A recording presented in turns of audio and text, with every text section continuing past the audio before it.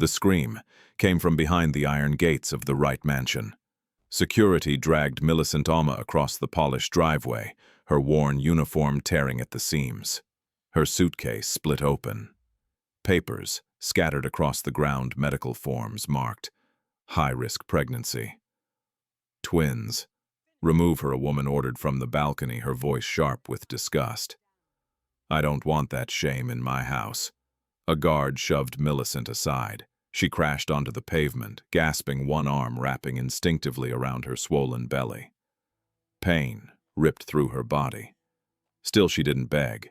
She whispered two unborn names through clenched teeth. The gates slammed shut. A black SUV rolled to a stop beside her. The window lowered slowly. A man's calm voice broke the silence. Who did this to you? Before we continue, tell us, what country are you watching from and what time is it there right now? If this story already pulled at your heart, subscribe and stay with us. These stories matter because you are here. Millicent Auma had learned long before she ever wore a maid's uniform that dignity was a thing you carried inside you when the world refused to offer it. She came to the city from the lakeside outskirts of Kisumu with a single bag and a promise she had repeated like prayer work. Survive, don't become bitter. In the beginning, she cleaned offices in the early mornings, washed dishes in the afternoons, and slept in cramped rooms shared with other women who also lived one paycheck away from the street. She was not lazy, she was not careless. She was simply poor in a city that treated poverty like a crime. When the right household hired her, it felt like a miracle dressed as hard labor. The mansion sat behind high iron gates in an upscale neighborhood, where the roads were smoother, the street lights brighter, and even the air seemed to carry a different scent perfume. Polished wood, fresh-cut lawns. Millicent's first day there, she stared at the marble floors and glass walls and thought, if I keep my head down, I can last. She lasted. For almost 3 years, Millicent scrubbed bathrooms that looked like hotel suites, ironed shirts that cost more than her monthly wage, and carried trays with meals she would never taste. She learned the rhythm of the house, the times the family woke, the hours the security changed, shifts the way Mrs. Cordelia Wright's mood could shift like wind calm in the morning, cruel by noon, ice by night. Cordelia did not strike Millicent. She didn't need to. Her power lived in her voice, in her ability to reduce another human being into something smaller than a shadow. You're slow. You smell like the staff quarters. Don't stand too close to the silver. Don't look at me when I'm speaking. Millicent swallowed it all. She told herself she could endure anything if it meant stability. And stability meant she could send small money home to her grandmother, could pay for basic food, could save a little each month. It meant she could dream quietly about a future where she wouldn't always be cleaning someone else's life. Then came the pregnancy. Millicent didn't plan it. She didn't even allow herself romance. In truth, the father was a man she had met in a season of desperation, someone who sounded kind, who promised he would handle everything. When the truth came, it came quickly. His phone stopped connecting. His messages turned cold, then vanished. By the time Millicent realized she had been left behind, the pregnancy was already growing inside her, like a secret she couldn't afford. When Dr. Thandawe Kumalo at the public clinic told her she was carrying twins, Millicent's body went hot and cold at the same time. Twins, the doctor repeated gently, pointing at the blurry images on the monitor. Strong heartbeats, but you must be careful. This is high-risk, Millicent. You need rest, proper nutrition, regular checkups. No stress. Millicent almost laughed at that last word. No stress. Her entire life had been stress wrapped in different clothing. She hid the pregnancy as long as she could. She wore looser uniforms, tightened her apron, higher, avoided bending in front of people. She ate smaller portions so no one would accuse her of stealing food. She worked through nausea, through dizziness, through days when her back ached like it was breaking. In the Wright house, the first person to notice wasn't Cordelia. It was Vanessa Wright. Vanessa was family, sometimes introduced as a cousin, sometimes as like a daughter. In truth, no one in that house ever explained what Vanessa truly was, because in wealthy families, status could be rearranged like furniture, as long as the public story looked clean.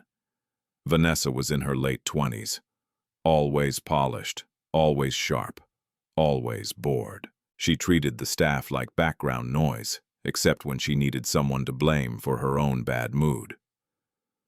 One afternoon, Millicent carried laundry upstairs and Vanessa stepped into the corridor, blocking her path.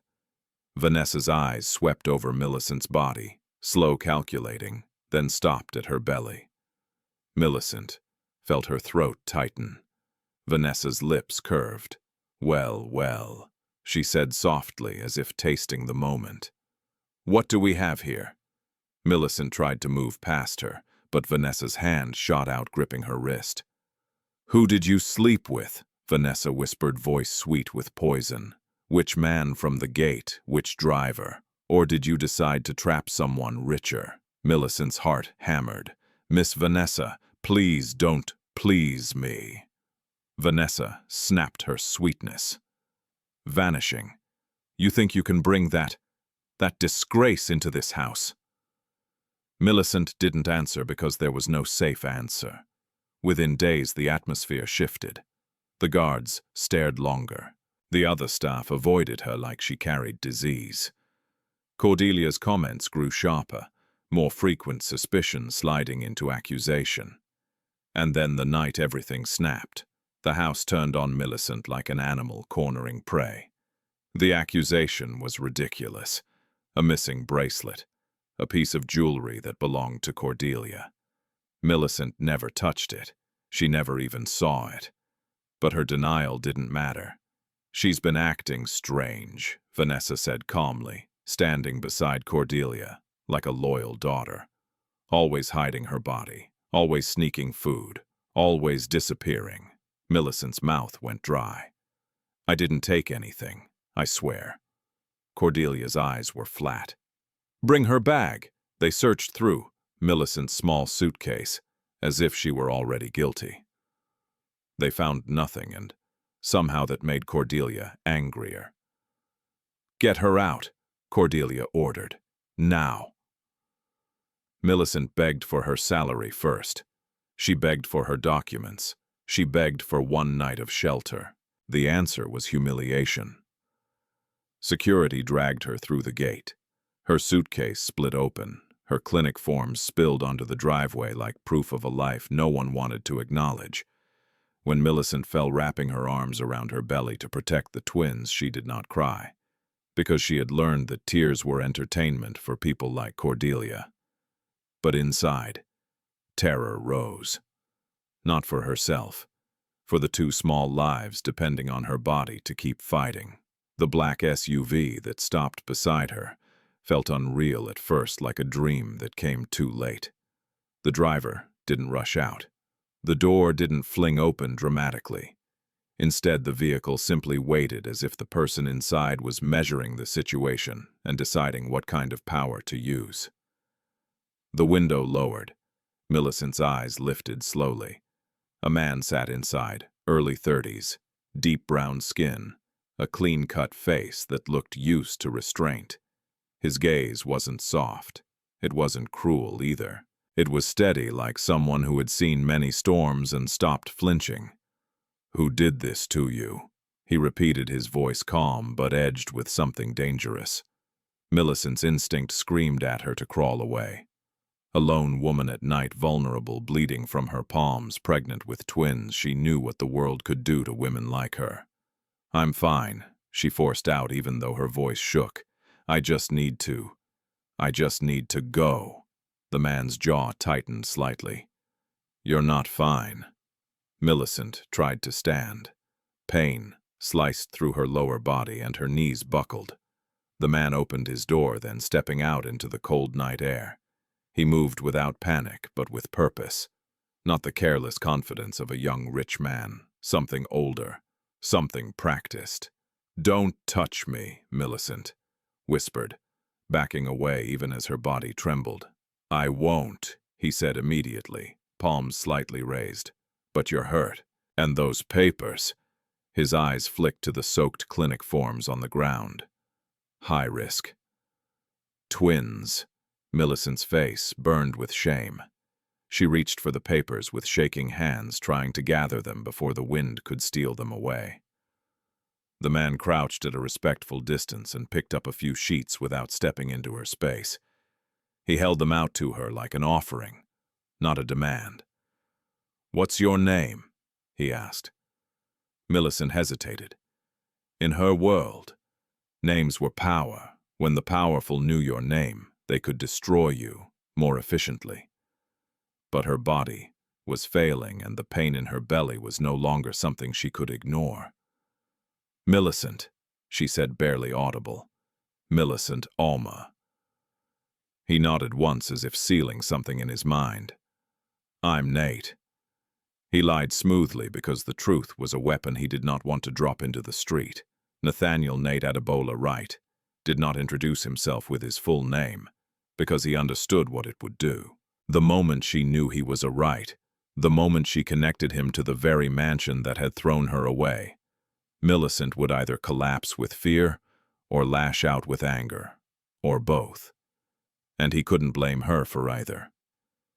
Nathaniel had been driving back from a late meeting, one of those boardroom nights where men in tailored suits spoke of efficiency while ignoring the human cost.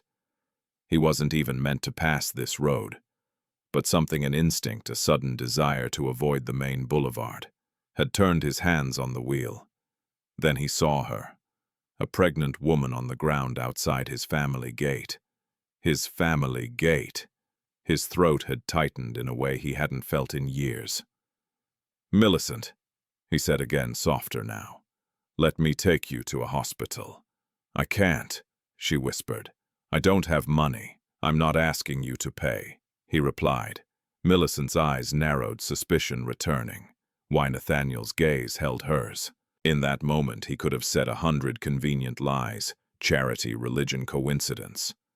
But the truth was uglier and simpler, because he couldn't unsee her, because he had spent too long living in comfort, while people like her bled outside gates built to keep suffering out of sight. "I just can't leave you here," he said. Millicent tried to stand again, her vision blurred at the edges. The world tilted.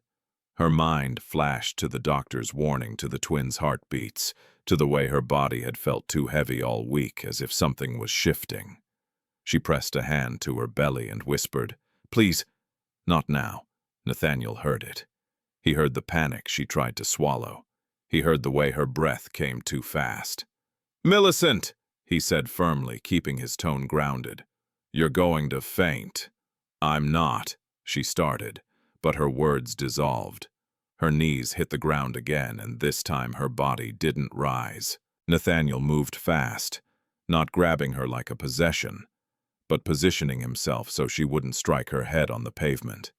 He hovered careful, then called out to his driver with a clipped command. "Open the back door. Now." Millicent's last awareness was the scent of clean leather and the low hum of the SUV, as it swallowed her fragile body into warmth. And somewhere deep beneath her fear, beneath her humiliation, a single thought flickered, small, stubborn, dangerous in its hope.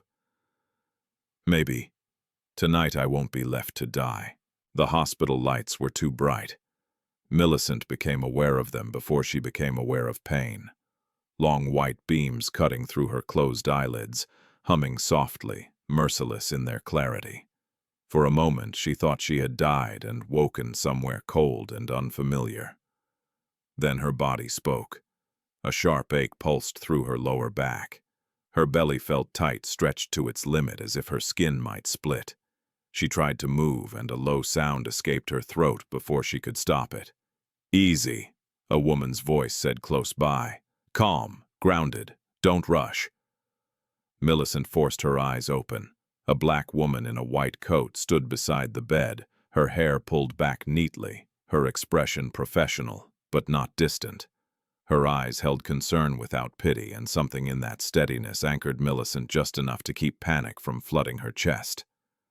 "I'm Dr. Thandiwe Kumalo," the woman said. "You're safe. You fainted outside and were brought in." Millicent swallowed. Her mouth was dry. My babies." Dr. Kumalo glanced at a monitor beside the bed. "They're alive. Both heartbeats are strong for now, but you're exhausted, dehydrated, and under severe stress. You're carrying twins, Millicent. This pregnancy is high risk. You cannot keep pushing your body like this." Millicent turned her head slowly, as if afraid the words might break something fragile. The steady beep-beep from the monitor filled the room. 2 rhythms, 2 lives. Tears burned behind her eyes, but she blinked them away. "I don't have money," she said immediately, the sentence practiced from years of survival. "I can leave if no Dr. Kumalo," cut in firm but gentle. "You're not leaving. Not tonight." Millicent hesitated. "But the bill has been handled," the doctor replied, already jotting notes. "Focus on breathing. Handled." The word landed heavy in Millicent's chest. She turned her head toward the doorway, half expecting to see Cordelia Wright standing there with folded arms and a satisfied smile. Instead, she saw the man from the SUV. He stood near the wall, hands in his pockets, posture controlled. He didn't move closer when she looked at him. He didn't smile. He simply met her gaze and nodded once as if to say, "You're awake." Millicent's first instinct was anger.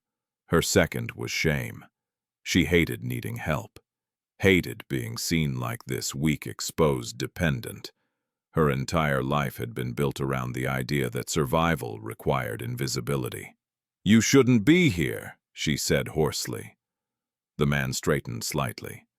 "I was waiting to make sure you were okay. I told you I don't have money." "I know." "Then why?" Millicent Dr. Kumalo interrupted softly. "Sensing the tension, I'm going to give you some fluids and medication to calm the contractions. I'll be back shortly." She gave the man a look not accusatory but assessing, then left the room. Silence filled the space between Millicent and the stranger. Millicent shifted uncomfortably. "You didn't have to do this," she said, staring at the ceiling. "People like you always help for a reason." The man exhaled slowly. "You don't know what kind of person I am." She turned her head to face him fully now. "I know you have a car like that," she said. "I know you stopped outside a gate where people like me get thrown away." "That's enough."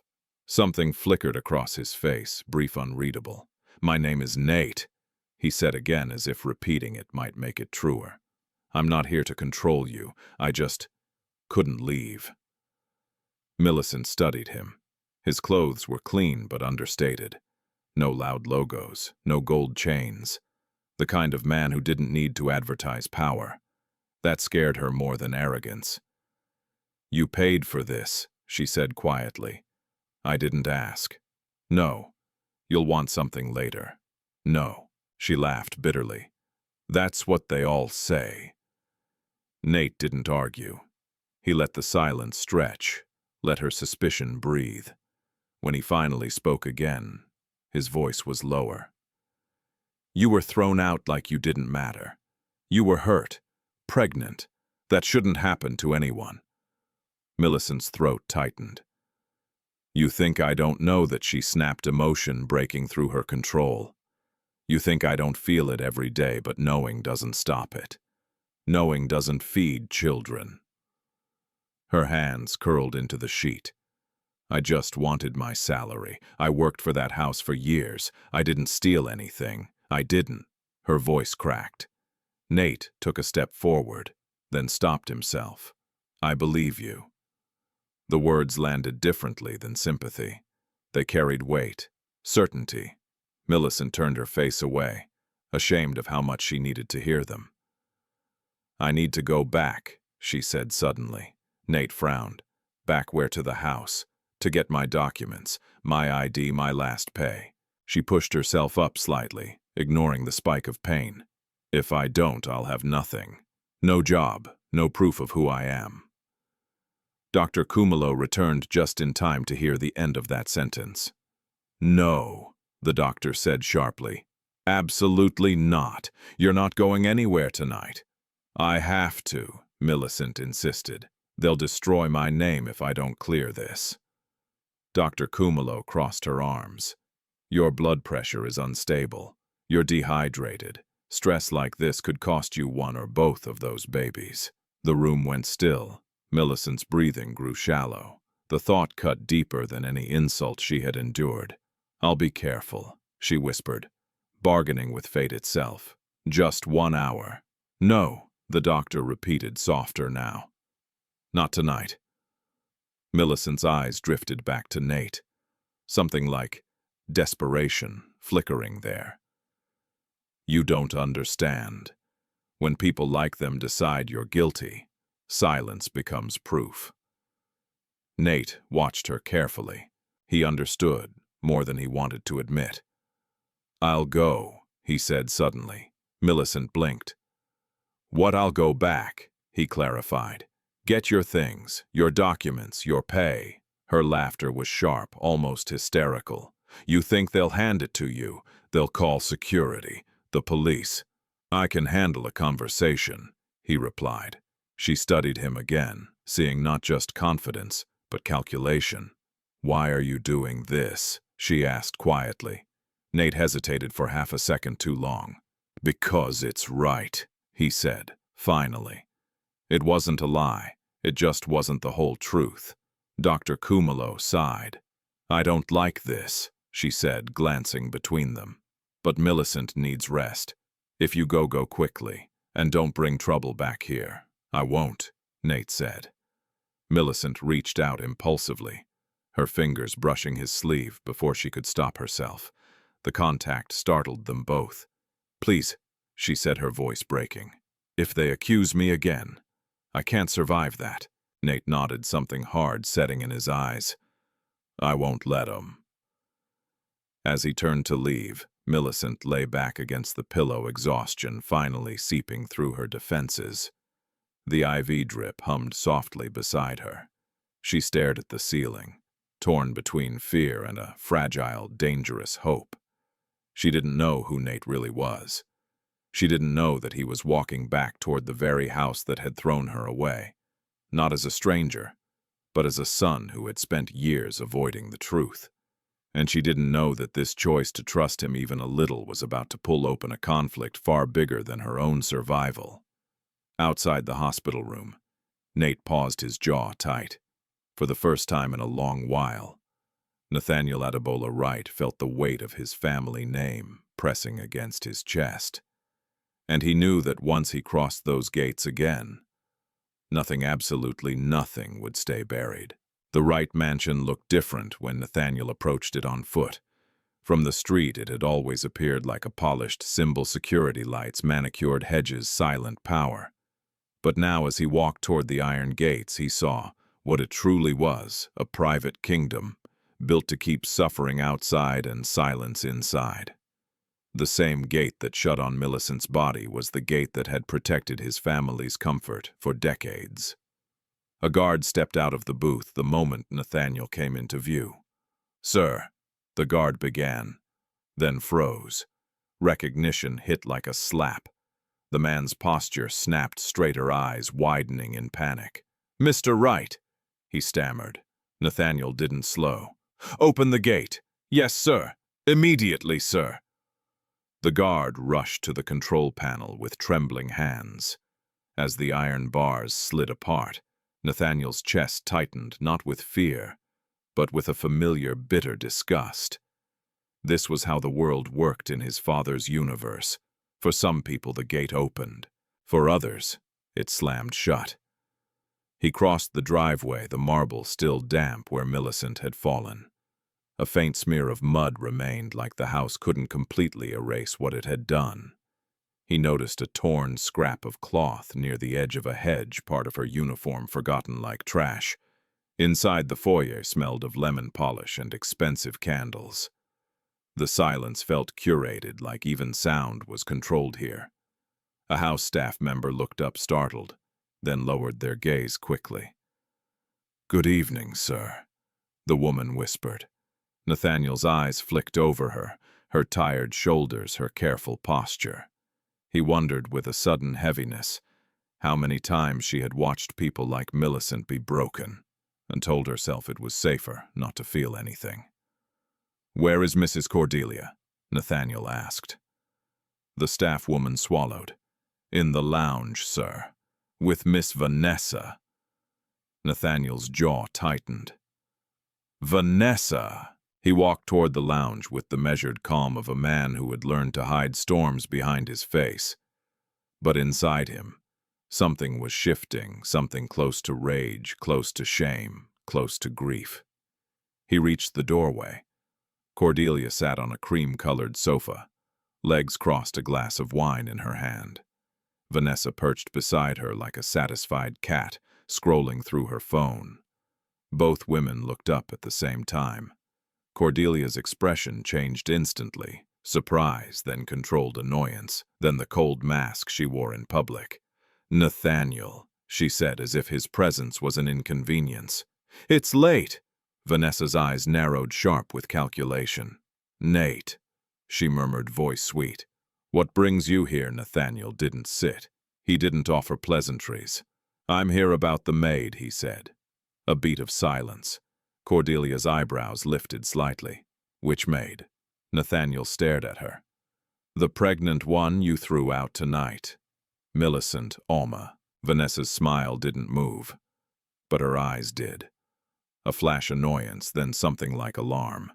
Cordelia set her wine down with deliberate calm. "That girl is a thief." Nathaniel's voice stayed low. "No, she isn't." Vanessa let out a soft laugh. "Oh, and you know that because—" Nathaniel took a slow breath. "Because she's in the hospital. High-risk pregnancy. Twins. She fainted outside this house after your security shoved her." Cordelia's face barely shifted. She shouldn't have been here in the first place. Staff are not allowed to bring their personal mess into this home. Personal mess. Nathaniel felt the words strike something raw inside him. "She worked here for years," he said. "She earned her wages. She deserves her documents and her last pay. You have no right to keep them." Vanessa's voice turned sharp. "So she ran to you with a sad story, and now you're playing savior." Nathaniel's eyes locked on her. "I'm not playing anything." Cordelia's gaze hardened. "Don't be dramatic, Nathaniel. This is how households function. If staff steal, they leave." "She didn't steal," he repeated more firmly. Cordelia's mouth tightened. "You weren't here. You didn't see the bracelet go missing." Nathaniel took one step closer. "Did you see Millicent steal it?" Cordelia's nostrils flared. "Of course not. Do you think I follow staff around? Then you don't know," Nathaniel said. Vanessa stood suddenly, her silk robe swaying. "She's pregnant," she snapped, voice full of disgust. "A maid. Pregnant. You know what that looks like. You know what people will say if that kind of scandal sits inside our walls." Nathaniel's eyes went cold. "What kind of scandal?" Vanessa's lips curled. "Don't pretend. Girls like her get pregnant to trap men. They want money. They want a name." Nathaniel didn't react outwardly, but inside him, anger rose like heat. Cordelia waved a hand, dismissively. "It's over. She's gone, and she's not coming back." Nathaniel's tone sharpened just a fraction. "I'm not asking you to bring her back. I'm here to collect what belongs to her. Her ID, her clinic card, her salary." Cordelia laughed once short, humorless. "Why should I give you anything? Are you her new protector, Vanessa's eyes glittered. "Or is there something else?" she teased, stepping forward as if to examine him. "You always did enjoy rescuing broken things, Nate." Nathaniel's fingers curled subtly at his sides. He held his voice steady. "Stop." Cordelia's expression hardened further. "I don't like this tone. You walk into my home after months of absence and you demand I pay a thief." Nathaniel stared at her with a clarity that surprised even him. This isn't just your home. It's my family's home. And you're not above basic decency.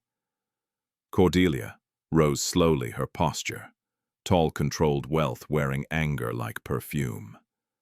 You're forgetting your place, she said quietly. Nathaniel almost smiled at the irony. My place, he echoed. You mean the place where I'm expected to ignore cruelty because it's convenient? Vanessa's voice cut in sharper now. Don't lecture us about cruelty. That girl was disrespectful. She looked me in the eye, like she was equal. Nathaniel's gaze snapped to her. So you punished her for having a spine? Vanessa's cheeks flushed. She embarrassed me. Nathaniel's voice lowered. No, she embarrassed your conscience. Cordelia took a step forward, eyes narrowed. Nathaniel, this is not your business. If you want to throw money at staff, do it somewhere else. But in this house, we keep order. Order. Nathaniel thought of Millicent's hands scraping stone, her belly heavy, her voice whispering two unborn names through pain. He thought of how the gate had slammed shut like a verdict. This isn't order, he said. It's abuse. Cordelia's face tightened. Careful. Nathaniel didn't flinch. Give me her things. Cordelia stared at him for a long moment, then turned her head slightly. James, she called toward the hallway. A senior security supervisor appeared large and watchful. Yes, ma'am. Cordelia's voice was calm again. Dangerous calm. Escort my stepson out. Nathaniel's eyes narrowed. Try it. James hesitated. He knew who Nathaniel was. He knew the father's power. He also knew Cordelia's influence inside this house. Vanessa's smile returned thin and satisfied. Come on, James, she purred. He's making a scene. Nathaniel held James's gaze. I'm leaving when I'm ready. Not because you touch me. The tension in the room thickened. Cordelia leaned closer, her voice lowering so only Nathaniel could hear. You're not your father, she whispered. You don't have the authority you think you have. Nathaniel's eyes stayed on hers. And you're not as untouchable as you believe. A flicker crossed Cordelia's face, fear, anger. Something quickly buried. Vanessa moved toward a side table and picked up her phone. Should I call Inspector Ackenwale? She asked brightly. Report a break-in, or perhaps report that the maid's boyfriend is threatening the family. Nathaniel's gaze snapped to her. Don't you dare! Vanessa tilted her head, enjoying the moment. Oh, relax. It's just a call. Nathaniel's phone vibrated in his pocket. He pulled it out and saw a message from Dr. Thandiwe Kumalo. Her blood pressure spiked again. We're stabilizing her. Please don't bring trouble back here. His chest tightened. Millicent's life was hanging by threads, and here in this lounge they were treating her suffering like gossip. Nathaniel inhaled slowly, then made a decision. He turned to James. Go to the staff office, he ordered, voice like steel. Bring Millicent Auma's file, her documents, and her pending wages. Now. James blinked, startled by the command. Sir Cordelia's voice snapped. You don't give orders in my house. Nathaniel didn't look at her. He kept his eyes on James. Do it. James hesitated, then nodded and hurried away. Cordelia's face contorted with fury. Nathaniel. Nathaniel finally turned back to her. If you try to block this, I will speak to my father tonight. Cordelia's laugh was brittle. And you think he'll choose you over me? Vanessa's eyes sharpened at that, like she was listening for something deeper. Nathaniel's voice dropped. I think he'll choose the scandal you're creating over the silence you depend on. Cordelia's eyes flickered. For the first time, Nathaniel saw it clearly, the fear beneath her cruelty. The fear of losing control, the fear of being exposed, the fear of what would happen if the world saw how this family treated people who served them. James returned minutes later, with a thin envelope and a small stack of papers. Sir, he said quietly, handing them to Nathaniel. Nathaniel glanced down. Millicent's ID, her clinic card. A sealed payment slip, with an amount that looked insultingly small for years of labor. Vanessa's lips curled. Happy now. Nathaniel slid the documents into his jacket carefully as if they were fragile. "I'm not happy," he said, voice flat. "I'm awake."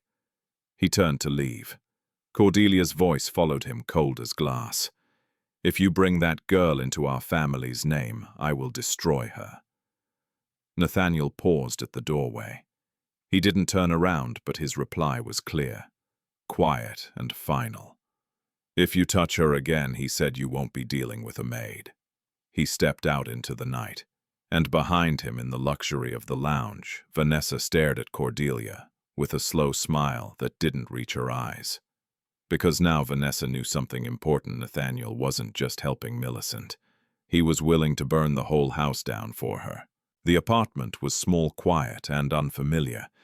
Yet to Millicent Auma it felt like the first place in a long time that did not demand anything from her. She stood just inside the doorway, one hand resting instinctively on her belly, as if the twins needed reassurance that this space was real. The walls were painted a soft, faded cream. A narrow couch sat against one wall, a small table beside it, and a single window looked out onto a street where people passed without looking up. No gates, no guards, no polished silence.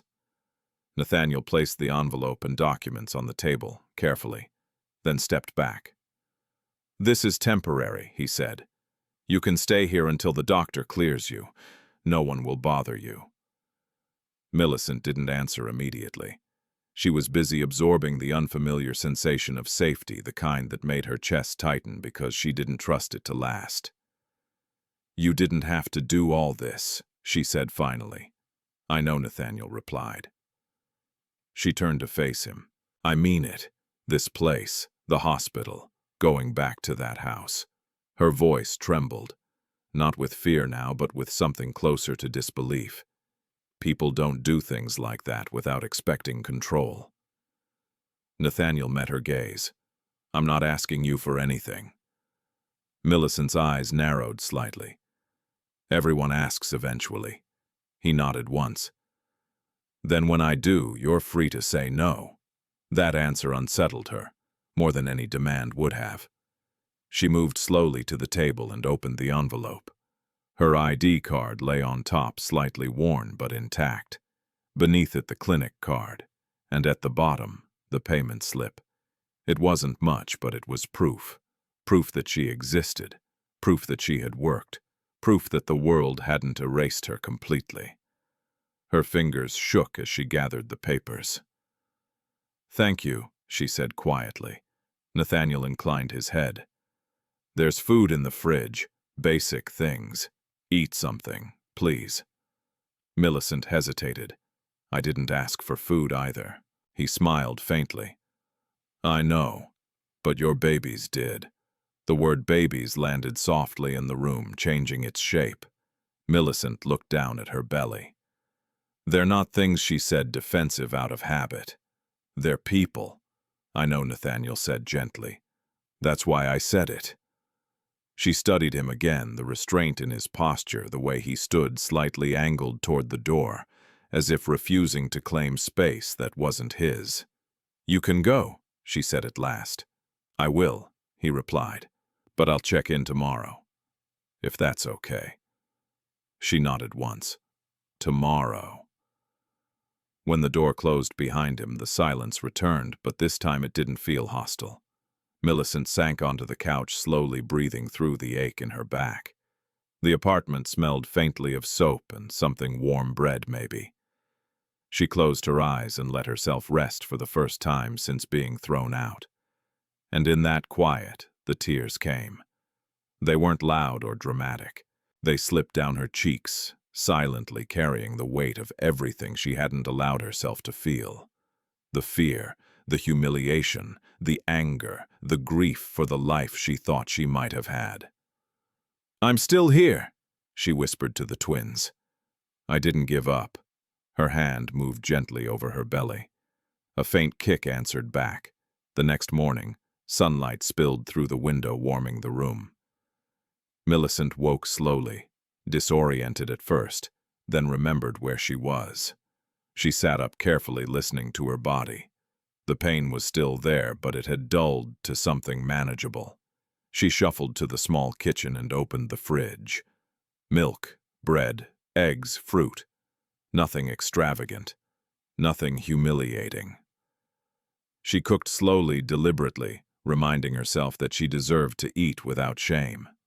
After breakfast, she washed the dishes and sat by the window watching the street below. A woman argued with a vendor. A man laughed into his phone. A child kicked a plastic bottle along the sidewalk. Life continued, indifferent to her survival, but not hostile. A knock came at the door. Millicent stiffened instantly. Her body remembered threats even when her mind tried to rest. She approached the door, cautiously. "Nate," a voice said softly from the other side. "It's me." She opened the door a fraction. Nathaniel stood there with a paper bag in one hand and a look of concern on his face. "Good morning." She studied him, then stepped back to let him in.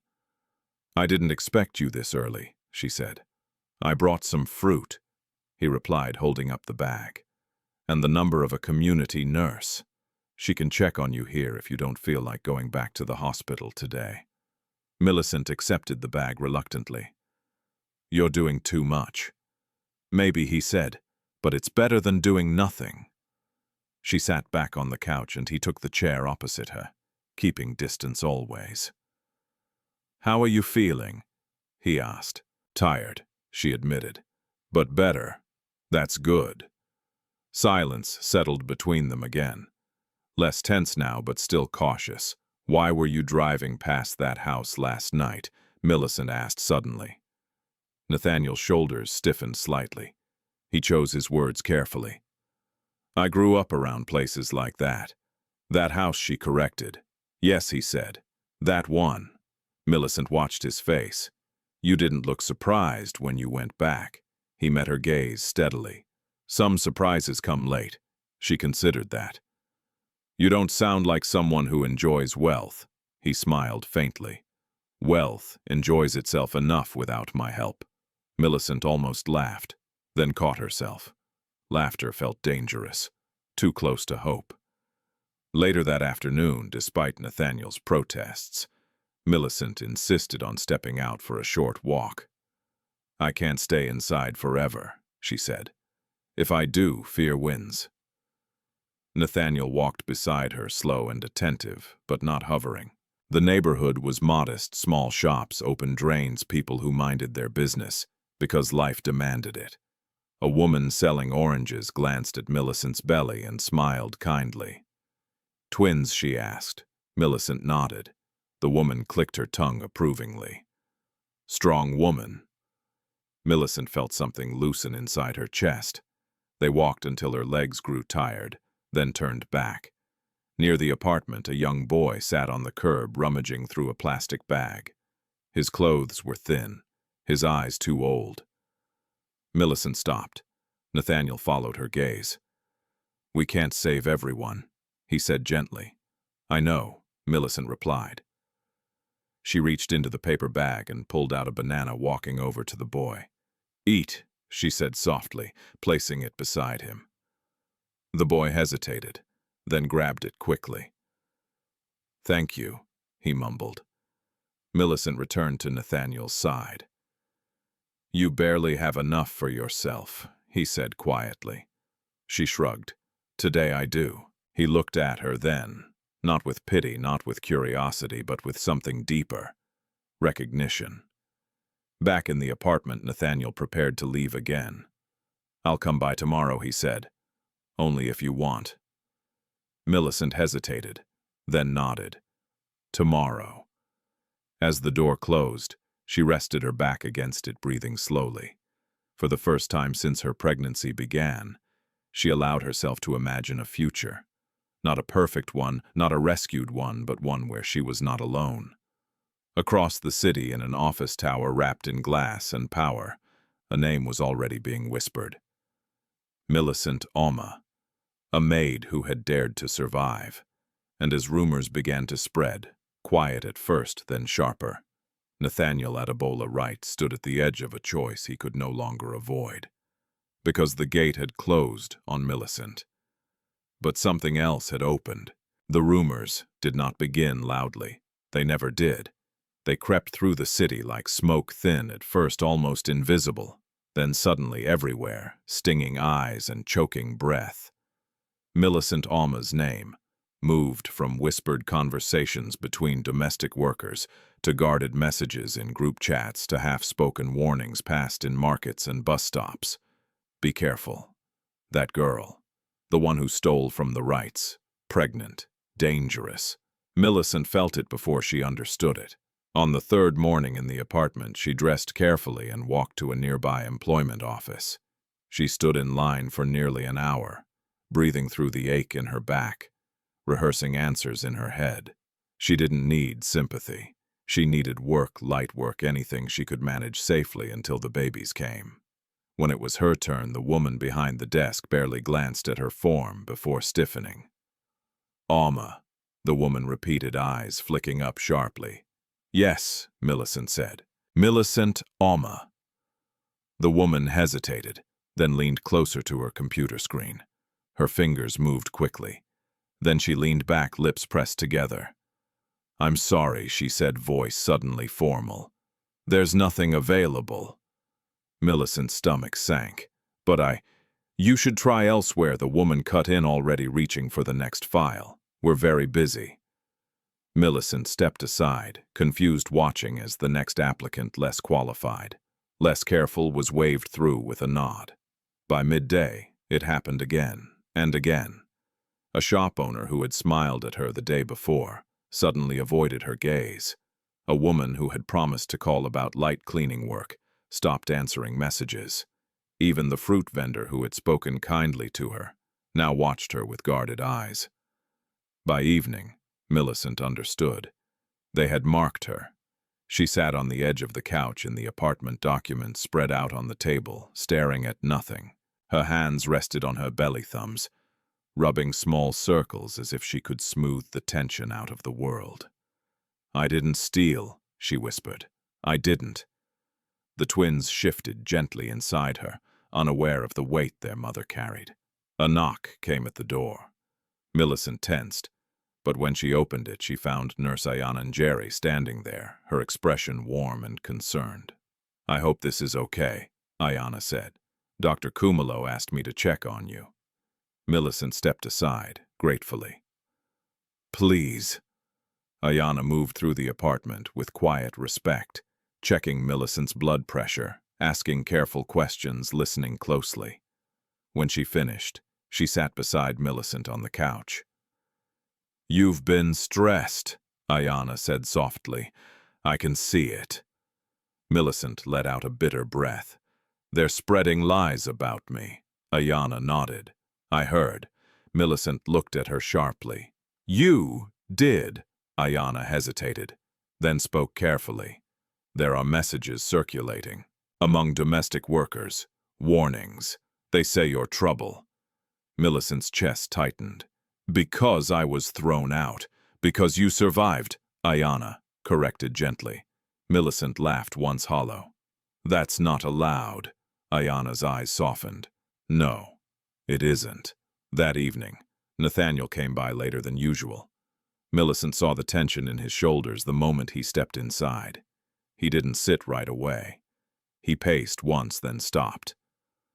They're moving faster than I expected, he said. Millicent looked up. You know. Yes, he replied. Vanessa has been busy. The name landed heavily between them. She contacted multiple agencies. Nathaniel continued. Framed it as concern. Said you stole property. That you're unstable. That you might try to extort the family. Millicent's fingers curled into the couch fabric. So that's it. One lie, and I'm finished. No, Nathaniel said firmly. That's not it. She looked at him, exhaustion written across her face. Then what is it? It's a pattern, he said. And you're not the first. Millicent frowned. What do you mean? Nathaniel hesitated, then spoke slowly. This isn't about you personally. It's about control, about making sure no one from below ever challenges what happens behind those gates. He pulled out his phone and set it on the table between them. On the screen were messages, screenshots, voice notes, names blurred for protection. Women, many of them, former maids, cleaners, cooks, drivers' assistants. Stories echoed the same shape: accusations without proof, wages, withheld documents, confiscated threats of police reports, reputations destroyed. Millicent's breath caught. All of them, yes. Her voice dropped to a whisper. How long? Nathaniel's jaw tightened. Years. A silence fell heavy, grieving. So why now? Millicent asked. Why me? Nathaniel looked at her. Really looked at her. Because you didn't disappear quietly. She swallowed. I tried. I know, he said. But you lived, and that scares people like them. Millicent's hand moved protectively over her belly. I can't fight a family like that. You don't have to, Nathaniel said. Not alone. She shook her head. I didn't ask to be a symbol. I know, he replied softly. But sometimes injustice chooses its witnesses. The words settled uncomfortably inside her. That night, Millicent barely slept. Her body was heavy, her mind racing. Each time she closed her eyes, she saw iron gates slamming shut, heard Cordelia's voice dripping with disgust, felt Vanessa's gaze cutting her apart. Near dawn, her phone vibrated. A message from an unknown number. Sign the statement. Take the money. This ends now. Attached was a scanned document. Millicent opened it with shaking fingers. It was a confession. A neatly worded admission stating that Millicent Auma had stolen from the right household, that she regretted her actions, that she accepted full responsibility. In exchange, the family would show mercy by releasing a small settlement and withdrawing further complaints. Her throat burned. Another message followed. If you don't sign, the police will come, pregnant or not. Millicent sat up slowly, heart pounding. When Nathaniel arrived later that morning, he found her sitting rigidly on the couch, the document open on her phone. They want me to confess, she said flatly. He read it, his expression darkening with every line. This is extortion. She let out a humorless laugh. To them it's mercy. They're trying to break you, he said. They already did, she replied quietly. I just didn't bleed enough for it to satisfy them. Nathaniel crouched in front of her, careful not to invade her space. Listen to me. If you sign this, they win. Not just against you, but against every woman they've silenced. Millicent's eyes filled with tears she refused to let fall. And if I don't sign, I lose everything. You don't lose your truth, he said. What good is truth when you're hungry? She snapped, fear spilling over. When your babies might be born into nothing, Nathaniel held her gaze. What if the truth feeds more than just you? She stared at him, breathing hard. You're asking me to go to war, she said. No, he replied. I'm asking you to stand still while the truth catches up. She looked down at her belly, feeling the gentle movements beneath her skin. 2 lives, 2 reasons to survive. I can't do this for anyone else, she whispered. Only for them. Nathaniel nodded. Then do it for them. Outside the apartment, unseen by either of them, a car idled across the street longer than necessary. Inside it, a woman watched the window with narrowed eyes. Vanessa Wright lowered her phone slowly, a smile spreading across her face. Not satisfied, but sharpened. So she murmured to herself. She's resisting. She typed a new message. Proceed with the police report. Because if Millicent Auma wouldn't bend quietly, then Vanessa would make sure she broke loudly. And far away in boardrooms and quiet offices, the consequences of one maid's refusal were beginning to ripple outward, touching systems that had never expected to be challenged. The lie had been released. Now the truth would have to fight its way through. The market was loud in the way only a living place could be voices, colliding metal-clanging vendors, calling out prices that rose and fell like song.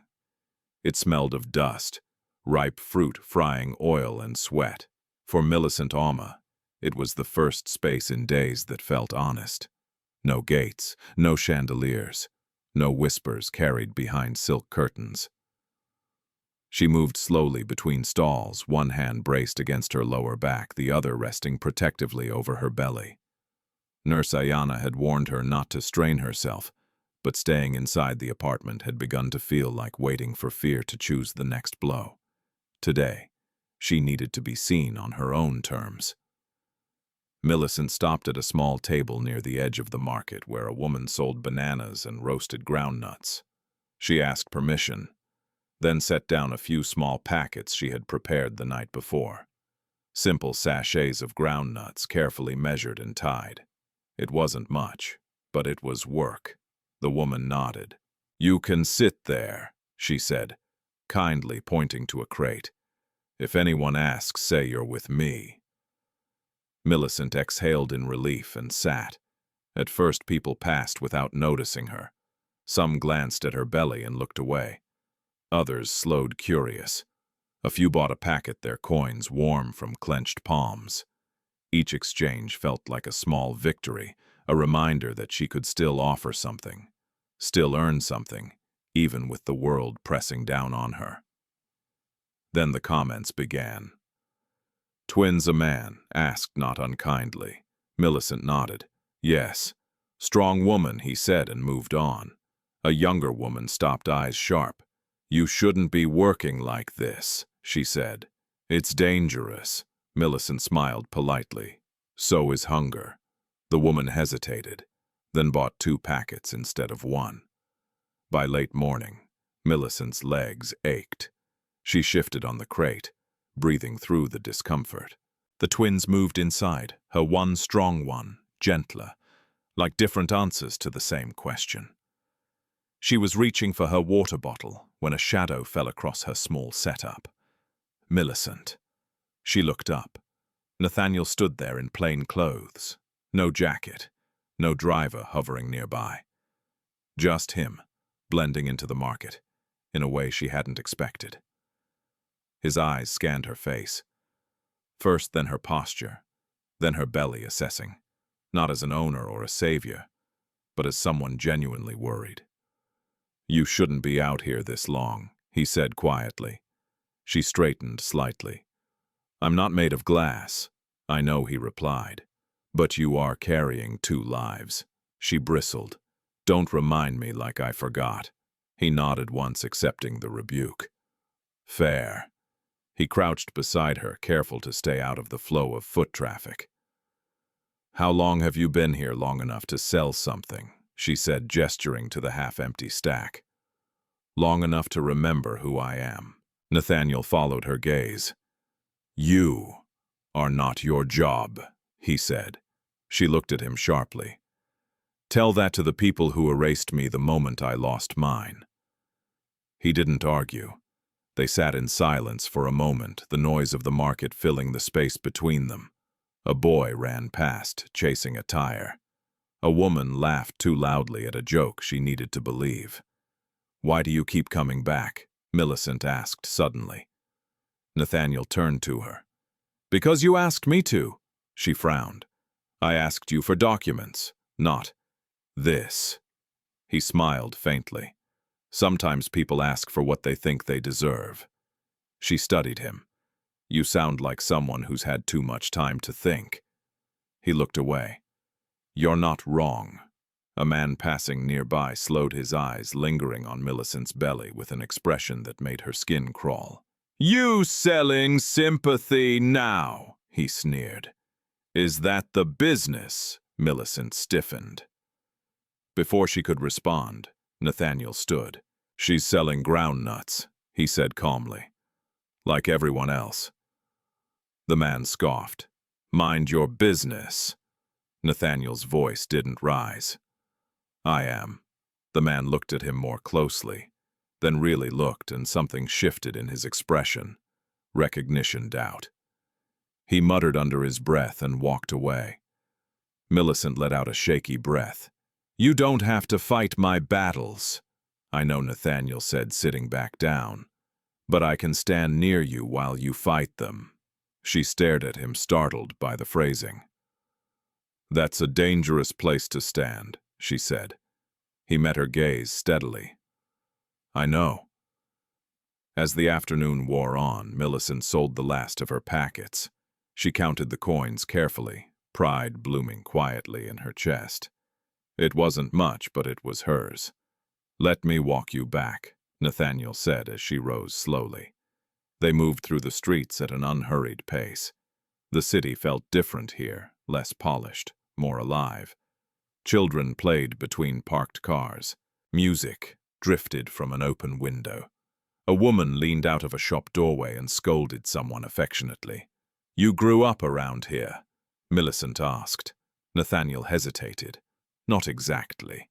I grew up near places like this. Close enough to see, far enough to pretend." She nodded. "That's worse!" He smiled ruefully. "I've learned that." They reached the apartment building, just as a car pulled up across the street. Millicent didn't notice it at first. Nathaniel did. A man stepped out, well-dressed, phone already in hand. His eyes flicked between them, too curious, too deliberate. Nathaniel's shoulders tensed. "Go inside," he murmured to Millicent. She frowned. "Why, please?" She followed his gaze and saw the man watching them openly now. A chill slid down her spine. "I'll be right behind you," Nathaniel said. Millicent hesitated, then nodded and went inside, locking the door behind her. From the window, she watched as Nathaniel approached the man. "You're blocking the sidewalk," Nathaniel said evenly. The man smiled thinly. Didn't realize it was private property. "Who sent you?" Nathaniel asked. The man's smile widened. "Relax, I'm just a journalist." Nathaniel's eyes hardened. "Then you know my name." The man blinked just once. "Mr. Wright," he said, recovering quickly. "Care to comment on the rumors?" Nathaniel didn't answer. "People are saying you've taken an unusual interest in a former domestic worker." The man continued. "Some say she was dismissed for theft. Others say nothing that's been proven." Nathaniel cut in. The man lifted his phone slightly. "Mind if I get a photo?" Nathaniel stepped closer, his presence suddenly unmistakable.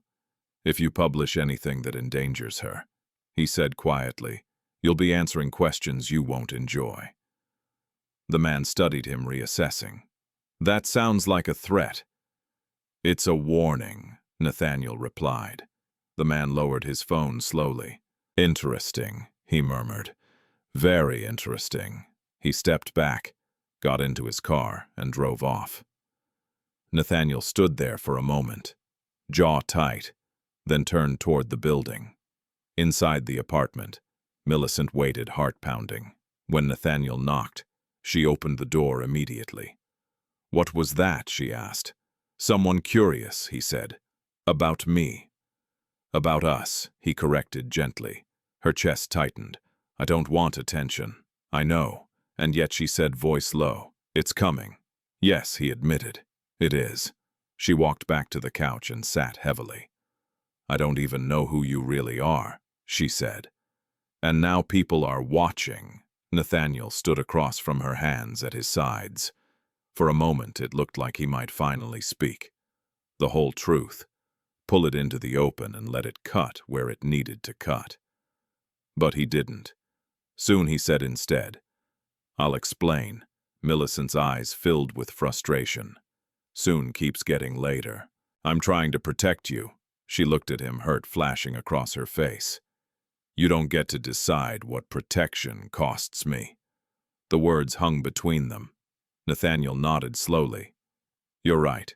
She softened slightly, then looked away. "I don't need a hero," she said. "I need honesty. You'll have it," he promised, "before this goes any further." That night, after Nathaniel left, Millicent sat alone by the window, counting her coins again. Not because she needed to, but because it grounded her. Outside, the streetlights flickered on one by one. Her phone buzzed, a message from an unknown number. You think you can hide behind him. He won't protect you when the truth comes out. Millicent's breath caught. Another message followed. Be careful who you trust, thief. Her hands shook as she locked the phone and set it aside. Across the city, Vanessa Wright stood in her sleek apartment, glass of wine in hand, watching a photo on her screen, a grainy image of Millicent and Nathaniel walking side by side through the market. Vanessa smiled slowly. Let them get closer, she murmured. It will hurt more when it breaks. And somewhere between the market's noise and the apartment's quiet, Millicent felt the ground shifting beneath her feet. The world was paying attention now, and attention, she was learning, was almost as dangerous as abandonment. Millicent Auma woke before dawn with the uneasy feeling that the city had moved while she slept. The apartment was quiet but not peaceful. She lay on her side, listening to the twins' slow rhythms inside her body, and waited for her breath to steady. Outside, a car passed too slowly. Somewhere down the street, a door slammed. Ordinary sounds, yet they pressed against her nerves like warnings. Her phone vibrated on the table. She didn't reach for it at first. When it vibrated again, she sat up carefully and picked it up with both hands. The screen lit her face in the dim room. A message from Ayanna. Please don't panic. Call me when you can. Millicent's chest tightened. She dialed immediately. Ayanna. Her voice came out thin. I wanted you to hear this from me. Ayanna said, breathless. There's a post circulating. It's gaining traction. What kind of post? Ayanna hesitated. About you. About him. Millicent closed her eyes. Send it. The message arrived seconds later. It was a screenshot from a gossip site, one of those platforms that thrived on half-truths and hungry eyes. The headline was cruel in its simplicity. Billionaire heir linked to pregnant maid, fired for theft below. It a blurred photo. Millicent and Nathaniel walking through the market side by side, her hand on her belly, his head slightly inclined toward her. Intimate enough to be misread, vulnerable enough to be weaponized. The caption speculated freely. A secret affair, a scandal, a gold digger. The comments were worse. She planned this. These girls know exactly what they're doing. Poor man trapped. Throw her in jail. Millicent's hands went numb. Ayanna's voice came through the phone, urgent. Millicent, listen to me. Don't read the comments, please. But Millicent already had. I told him I didn't want attention, she whispered. I know, Ayanna said gently. This isn't your fault. Millicent hung up without replying. She sat there, phone in her lap, staring at the wall as if it might explain how her life had been turned into entertainment overnight.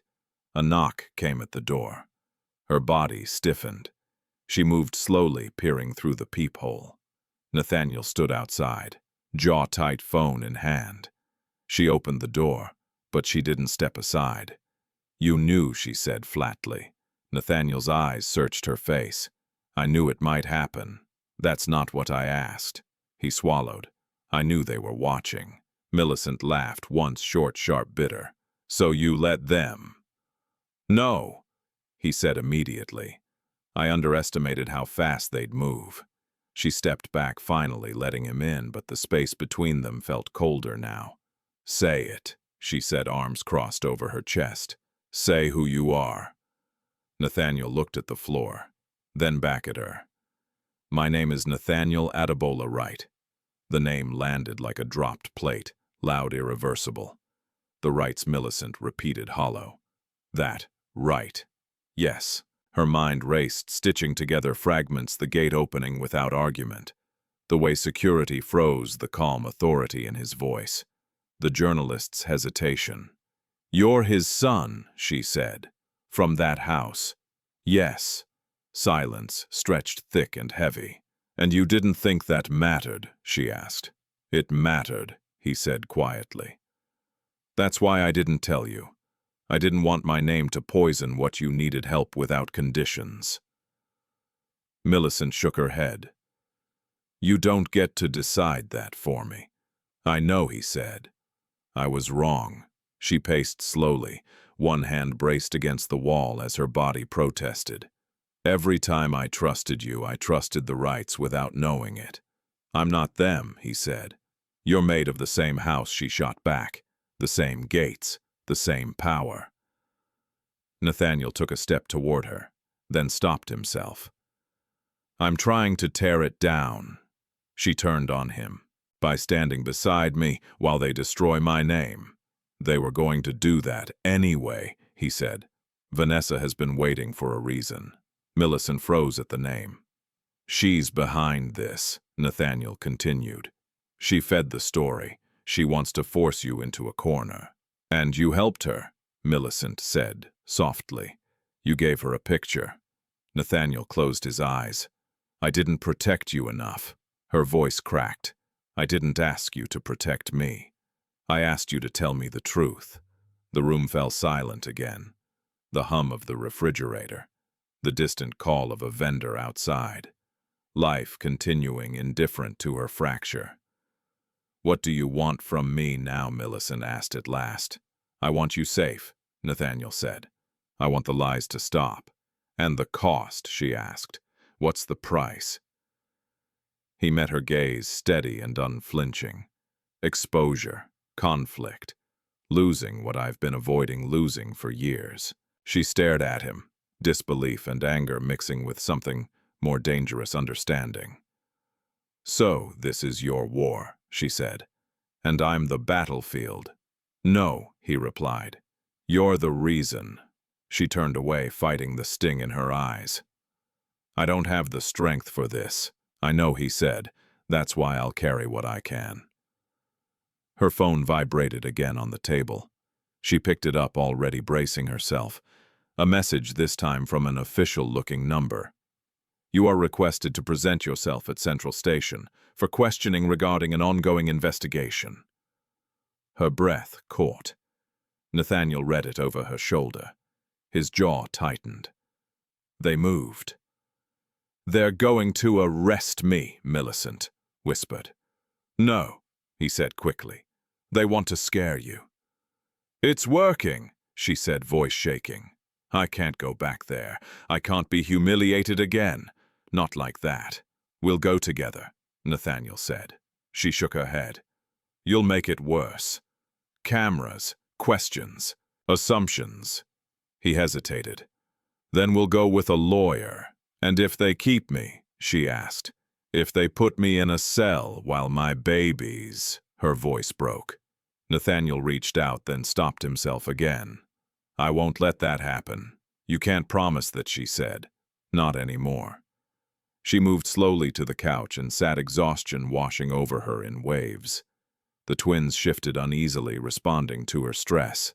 I should leave, she said suddenly. Go somewhere no one knows me. Nathaniel's eyes widened. That's exactly what they want. It's the only way I can breathe, she replied. He crouched in front of her. Millicent, listen to me. If you run now, they'll say you're guilty. They'll chase you. They won't stop. She looked at him, tears finally spilling over. Then what do I do?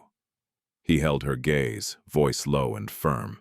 You stand, and you don't stand alone. She laughed through tears. You say that like it's easy. It's not, he said, but it's necessary. A long silence followed.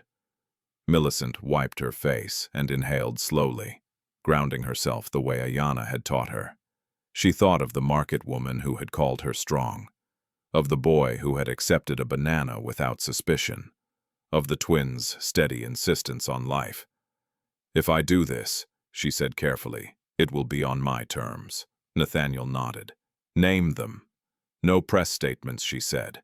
No staged photos. No using me to prove anything about yourself. Agreed. And if it becomes too much, she continued, I walk away. I choose my children over your fight. He didn't hesitate. Always. She studied his face, searching for deception. She found resolve and something like remorse. "Okay," she said finally. "But if you lie to me again, I'm gone." "I won't," he said. Another knock sounded at the door, sharp official. Millicent's heart leapt into her throat. Nathaniel stood. "Stay here." He opened the door. Two officers stood in the hallway. Neutral expressions. Hands visible. Polite voices. "Mr. Wright," one said, recognition clear. "Miss Auma." Millicent's grip tightened on the couch. "You're requested to come with us," the officer continued, "just to answer a few questions." Nathaniel's voice was calm. "We'll cooperate, but we're calling our lawyer." The officer nodded. "Of course." As Millicent rose slowly to her feet, a wave of dizziness hit her. Nathaniel steadied her without touching close enough to catch her if she fell. She took one last look around the apartment, the small table, the window, the fragile sense of safety. Then she squared her shoulders. Whatever waited beyond the door, she would meet it standing. And somewhere across the city, Vanessa Wright watched the location ping on her phone and smiled. Because the trap had sprung. And now the truth would be forced into the light whether anyone was ready for it or not. Nathaniel Adebola Wright had spent most of his life learning how not to feel. It had been an education, delivered quietly, without lessons or warnings, absorbed through dinners held in silence, through boardrooms where men spoke about people as numbers, through the way his father's eyes hardened whenever emotion threatened efficiency. In the Wright family, empathy was treated like a flaw. You either outgrew or learned to hide. Nathaniel learned to hide it well. As the police car moved through the city streets, lights off but presence unmistakable, he sat beside Millicent with his hands folded, his face composed. To the officers he looked cooperative, calm, privileged, a man accustomed to control. Inside his mind was unraveling backward. He remembered being 12 years old, standing at the top of the mansion staircase, listening to his mother cry behind a closed door. He hadn't understood the words then, only the sound.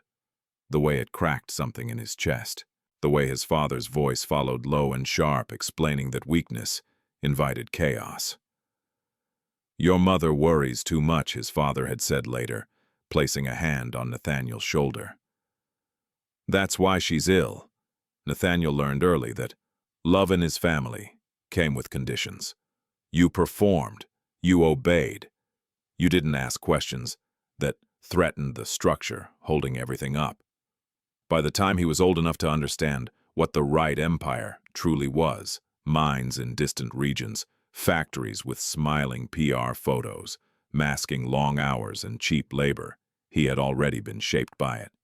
He attended elite schools, he wore tailored suits, he learned the language of profit and loss, and when he saw injustice, he looked away.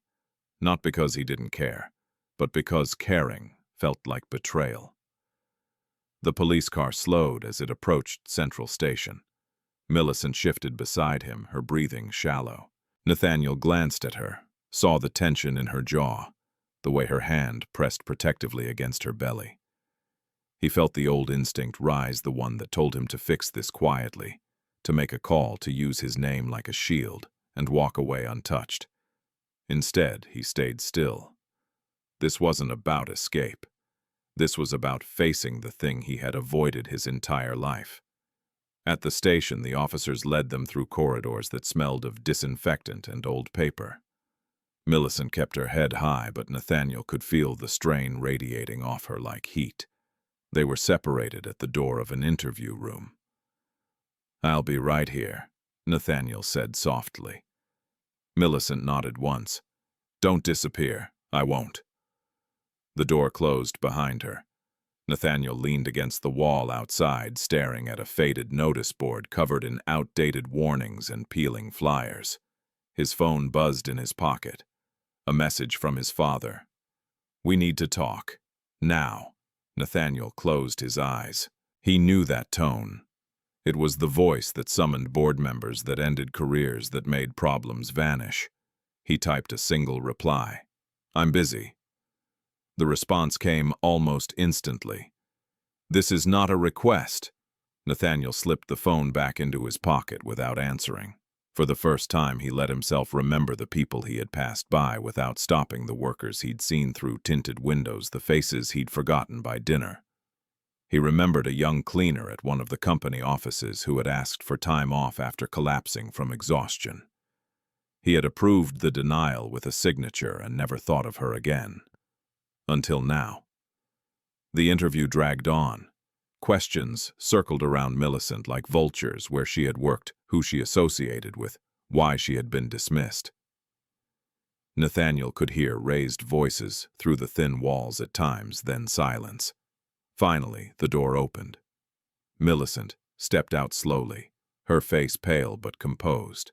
"They didn't arrest me," she said quietly. "Not yet," Nathaniel replied. Her eyes flashed. "They wanted me to admit things that never happened. I know. They said my silence would be taken as guilt." He met her gaze. "That's what they always say." She studied him, then really studied him. "You've been here before." He hesitated, then nodded, in different ways. Outside the station, Barrister Kofi Mensah waited beside his car, a tall man with calm eyes and a voice that carried authority without arrogance. "Ms. Auma," he said respectfully, extending a hand. "I'm here to represent you." Millicent shook his hand cautiously. "Thank you." Kofi turned to Nathaniel. "Your father has been calling everyone," he said quietly. "He wants this contained." Nathaniel's jaw tightened. "Of course he does." They drove away from the station in silence. Later that night, after Millicent had been settled back in the apartment with instructions to rest and check-ins scheduled from Ayana, Nathaniel drove alone. Not home. He drove to the edge of the city, to a quiet neighborhood where the lights were dimmer and the streets narrower. He parked in front of a modest house with a small garden out front, overgrown but cared for. He sat in the car for a long moment before getting out. The door opened before he knocked. His mother stood there, thinner than he remembered, wrapped in a cardigan despite the warmth. Her eyes widened slightly when she saw him. "Nate," she said softly. He swallowed. "Hi, Mom." She stepped aside without question. "Come in." The house smelled like tea and old books. It was a place untouched by the sharp edges of wealth, a place his father rarely visited. They sat across from each other at the small kitchen table. "I saw the news," she said after a while. "Or the rumors." Nathaniel nodded. "They're going after her." "Her," his mother repeated gently. "Not you." He exhaled slowly. "They're using me to hurt her." She studied his face. "And you're letting them?" "No," he said firmly. "I'm done letting things happen." His mother's eyes filled not with fear, but with something like relief. "I wondered when you'd say that." He looked at her, surprised. "You did," she smiled faintly. "I raised you. I knew you were always watching, even when you pretended not to." He leaned back, rubbing his temples. "I don't know how to fight this." "You don't fight it the way your father does," she said. "You fight it by refusing to look away." He nodded slowly. As he stood to leave, she touched his arm. "Be careful, Nate. When powerful people feel exposed, they become cruel." "I know," he said. Back at the apartment, Millicent lay awake, staring at the ceiling. Her body ached. Her mind refused rest. Every shadow felt like movement. Every sound like a threat.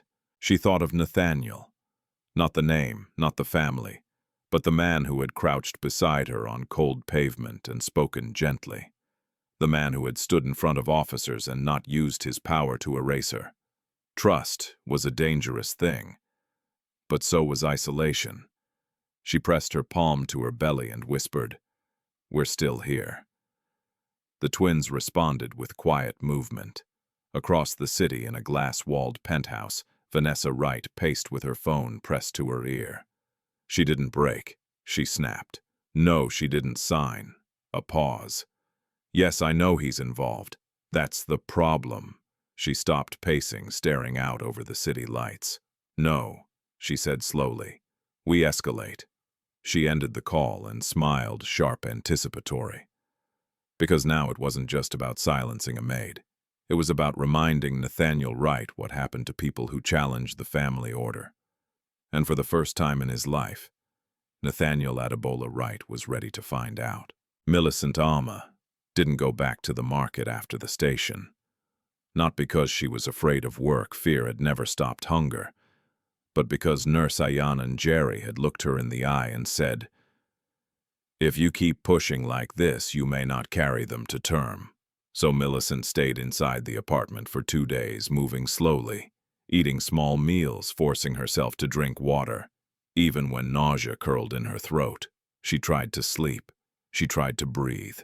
She tried not to look at her phone, where strangers argued about her life as if she were a headline, not a human being. But peace in the city was never a stable thing.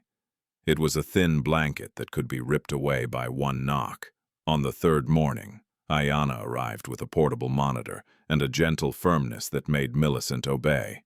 "Your blood pressure is still too high," Ayana said after taking readings twice. "We need to go to the clinic today. Not the big hospital, just the antenatal unit near the main road. It's quieter." Millicent hesitated, hand resting over her belly. "What if they're waiting?" Ayana's eyes softened. "Then we walk in anyway. Because hiding won't keep your babies alive." Millicent swallowed hard and nodded. They dressed simply. Ayana wore her nurse badge openly. Sometimes visibility was protection. Millicent wrapped a scarf around her shoulders, not to hide her belly, but to keep herself from shaking. Before leaving, she checked her documents again. ID, clinic card, appointment slip. Proof, proof, proof. The clinic was modest white walls, plastic chairs, a ceiling fan that fought the heat without winning. Women sat in a long row, some alone, some with partners, most with the same tired patience in their eyes. Millicent took a seat beside Ayana and tried to disappear into the crowd. For 10 minutes it worked. Then the whispers started. Millicent felt them like small needles' heads, turning eyes, flicking toward her belly. A phone lifted and angled too carefully. A woman across the room leaned toward another and murmured something while glancing at Millicent's face. Ayana noticed immediately. Her jaw tightened, but she didn't speak. She reached for Millicent's hand and squeezed once silent support. Millicent stared at the floor and told herself to breathe. A nurse called her name. Millicent Auma. Millicent rose slowly, her joints stiff. Ayana stood with her. They took 3 steps toward the hallway when the clinic doors swung open. 2 police officers entered. Not the polite ones from last time. These were different, harder, louder, already carrying a story in their body language. The room fell quiet in the way places do when authority enters uninvited. Millicent froze. Ayana's hand tightened around hers. One officer scanned the waiting room, eyes locking onto Millicent as if he'd been given her photo. "Millicent Auma," he said loudly.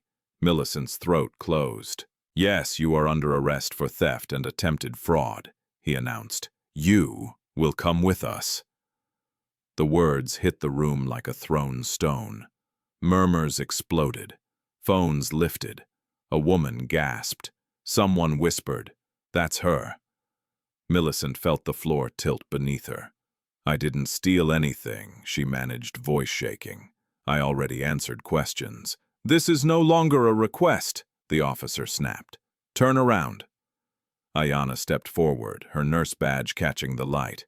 "Officers, she is a high-risk patient. She's here for antenatal care. You cannot." The second officer cut her off. "Stay out of this, madam." Ayana's eyes flashed. "This is a medical facility. And she's a suspect," the officer replied coldly. Millicent felt her stomach twist. Not fear, something deeper. humiliation, rage, the old familiar sense of being owned by other people's decisions. She looked around the room and saw what she expected: curiosity, judgment, discomfort. No one moved to help. No one wanted to be the next target. Ayanna tried again. At least let her sit. Her blood pressure is— "Move the first officer," barked, reaching for Millicent's arm. Millicent flinched instinctively, her hand flying to her belly. "Please don't touch." His grip closed around her forearm. Pain shot through her body so sharply she saw white. Her breath hitched. Her vision blurred at the edges. Then something warm trickled down her inner thigh. Millicent's face drained of color. "Ayanna," she whispered, voice breaking. "Something's wrong." Ayanna's professional calm snapped into urgency. She crouched, looking down, then up, eyes wide. "Officer," Ayanna said, voice suddenly dangerous. "She's bleeding." The officer hesitated, grip loosening slightly. "She's faking." "She is not," Ayanna snapped. "If you drag her out like this, you could kill her babies." Millicent's knees buckled. Ayanna caught her, but Millicent's body was heavy with shock and pain. She clutched her belly, trembling breaths, coming too fast. The room erupted into chaos, women shouting, a receptionist calling for help, chairs scraping. A doctor appeared from the hallway. "What is happening here?" Ayanna spoke quickly. "High-risk twin pregnancy. She's bleeding. Possible preterm labor." The officer's face tightened, caught between duty and fear of consequences. "We have orders." "Then your orders can wait," the doctor snapped, already signaling staff. "Get a wheelchair. Now." Millicent's mind swam. The ceiling fan blurred into spinning light. She heard voices like echoes. Under arrest. Thief. Twins. Bleeding. Somewhere deep inside her, panic rose pure and primal. "Not them. Please, none. Not them." Ayanna gripped her face gently, forcing Millicent's eyes to focus. "Millicent, look at me. Breathe. In. Out. I'm here." Millicent tried. She tried. But the pain tightened again, a wave that made her cry out despite her pride. A wheelchair arrived. Nurses lifted her carefully. The officers hovered, unsure, their authority suddenly useless against biology. "Call the ambulance," the doctor ordered. "We're transferring her to the main hospital. Now." One officer stepped back, phone pressed to his ear. "Inspector Ackenwale," he said urgently. "She's bleeding." "No, sir, she might deliver." Ayanna turned her head sharply. "Deliver? She's barely stable." Millicent felt herself being rushed through a corridor, fluorescent lights streaking overhead. The world narrowed to pain breath and the terrifying question she couldn't say out loud. Are they still alive? Both of them. At the hospital, everything moved faster. A gurney, a cold hallway, nurses calling numbers, a doctor's hands pressing firmly on her belly, a monitor being strapped to her. The beeping started. Millicent clung to it like a lifeline. One heartbeat, strong, the second faint, irregular. Millicent's eyes widened. "No," she whispered. "Please, doctor." Thandiwe Kumulo appeared at the foot of the bed, her face tight with focus. "Millicent," she said, voice firm, "you're having severe contractions. We're going to stop labor if we can, but one baby is showing signs of distress." Millicent grabbed the doctor's sleeve with shaking fingers. "Save them," she begged, the words scraping her throat. "Please, I don't care about anything else, just save them." Dr. Kumulo nodded, already moving. "We will do everything." Footsteps thundered into the ward. Nathaniel. He entered with Barrister Kofi Mensah beside him, both men moving with controlled urgency. Nathaniel's eyes went straight to Millicent. Her pale face, her trembling body, the blood pressure cuffed the monitors. His expression cracked just for a second into raw fear. Kofi spoke first, voice sharp. "Where are the officers who arrested her?" One officer stepped forward, suddenly less confident in the sterile authority of the hospital. We acted on a complaint filed by the Wright household Kofi, cut in which we are formally challenging. You have no right to interrogate her in her condition." The officer opened his mouth, then stopped as Nathaniel turned toward him. Nathaniel didn't shout. He didn't threaten. He simply spoke with a quiet intensity that made the room feel smaller. "You arrested a high-risk pregnant woman in a clinic," he said. "In public." The officer swallowed. "Sir, Nathaniel's voice dropped. "If anything happens to her babies because of this, your career will be the smallest thing you lose." Millicent watched him through a haze of pain, part of her wanting to hate him for being a right part of her, needing him there more than her pride could admit. Dr. Kumalo lifted a hand, cutting through the tension. "Not now," she said firmly. "We're trying to stabilize her. If you want to help, step back and let us work." Nathaniel obeyed instantly, retreating to the side of the room, fists clenched at his sides. Millicent's breathing turned frantic again as another contraction hit. Her body shook. Her voice broke into a sob she couldn't hold back. "I'm scared," she whispered. Ayana leaned close. "I know, but you're not alone. Stay with me." The monitor beeped again. One steady heartbeat, one fading rhythm. Dr. Kumalo's face tightened. "We're losing the second heartbeat," she said, voice controlled but urgent. "Prepare the emergency team." Millicent's eyes filled with terror. Nathaniel took one step forward, then stopped, powerless in the one place his name couldn't command. And as the medical staff rushed around Millicent's bed, the truth settled like a stone in everyone's chest. This was no longer about rumors, no longer about scandal, no longer even about justice. It was about life, two fragile lives hanging by seconds.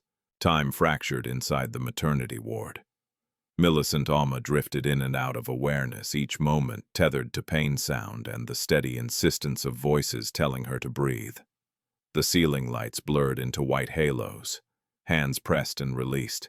Machines hummed, then spiked, then settled again. Somewhere close, a monitor cried out in uneven rhythm, one heartbeat, strong, the other struggling like a runner losing ground. "Millicent, Dr. Thandiwe Kumalo," said, leaning into her line of sight. Her voice was firm, not unkind. "I need you with me." Millicent tried to answer. Her throat closed. She nodded instead. "We're giving medication to slow the contractions," the doctor continued. "But one of the babies isn't responding the way we want. If this doesn't stabilize, we may have to intervene." Intervene. The word echoed, terrifying and vague. "Please," Millicent whispered. "Please don't take them." Dr. Kumalo's eyes softened. "We're trying to keep them both with you, but I need your consent to act quickly if things turn." Millicent swallowed hard and nodded again. Her fingers curled weakly around the sheet. Across the room, Nathaniel stood frozen. He had sat through hostile board meetings and public scandals without blinking. He had watched markets collapse and reputations burn. None of that prepared him for the sight of Millicent on a hospital bed. Small, pale, shaking her body, fighting to keep two lives alive while the world argued over paperwork and blame. Barrister Kofi Mensah spoke quietly to a hospital administrator near the door, his voice precise, measured. "Any questioning stops here. She's under medical care. If officers remain on this floor, I will escalate." The administrator nodded quickly and disappeared. The officers withdrew, uncertain, their authority suddenly reduced to uniforms and regret. Nathaniel didn't look at them. He watched Millicent. Another contraction tore through her. She cried out a sound, stripped of pride and restraint. Ayan and Jerry leaned close, whispering encouragement, counting breaths. Nathaniel's hands trembled. He clasped them together, forcing stillness. He realized then, fully unmistakably, that his silence had been a luxury he could no longer afford. "Mr. Wright," Dr. Kumalo said sharply, "if you're staying, stay calm. She needs stability. Yes, he said, voice hoarse. Of course. Minutes stretched like hours. The second heartbeat wavered again, dipping dangerously low. Dr. Kumalo exchanged a look with another doctor. We're losing time, she said. Prepare for emergency intervention. Millicent's eyes widened in panic. No, please! Nathaniel stepped forward without thinking. What do you need? He asked. Dr. Kumalo looked at him, really looked at him, then spoke plainly. I need consent to proceed if we have to deliver early. I need resources ready. Blood, NICU support, now. Nathaniel nodded. Do it, whatever you need. Millicent turned her head toward him, eyes blazing through fear and pain. You don't get to decide that. The words cut him open. You're right, he said immediately, kneeling beside her bed, careful not to touch. I'm sorry. I won't speak for you. I need the truth, Millicent said, breath shaking. Not later, now. The room went quiet in that way. Hospitals do when something more human than protocol takes over. Nathaniel met her gaze. The distance he had maintained, the careful restraint, fell away. My family did this, he said quietly. Not just to you, to many people. And I let it happen by looking away. Millicent's jaw tightened. So you watched me suffer? Yes, he said, voice steady but breaking underneath. I watched others suffer too. And I told myself it wasn't my responsibility. Another contraction ripped through her, stealing her breath. When it passed, she stared at him, tears streaking down her temples. Then why now? Because I saw you, he said. Not as a headline, not as a problem, as a person, and I couldn't unsee it. She laughed weakly bitter. That's a small comfort when my baby might die. I know, he said. I don't deserve forgiveness. I'm not asking for it. The monitor beeped again, erratic then steadier. Dr. Kumalo leaned in. The medication is taking effect, for now. A collective breath released. Millicent closed her eyes, exhaustion crashing over her. When she opened them again, Nathaniel was still there. You could have stopped this earlier, she said quietly.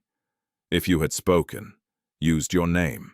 Yes, he said, and that will haunt me. She looked away. I don't trust you. I wouldn't either, he replied, but I'm here and I'm not leaving. Ayana squeezed Millicent's hand.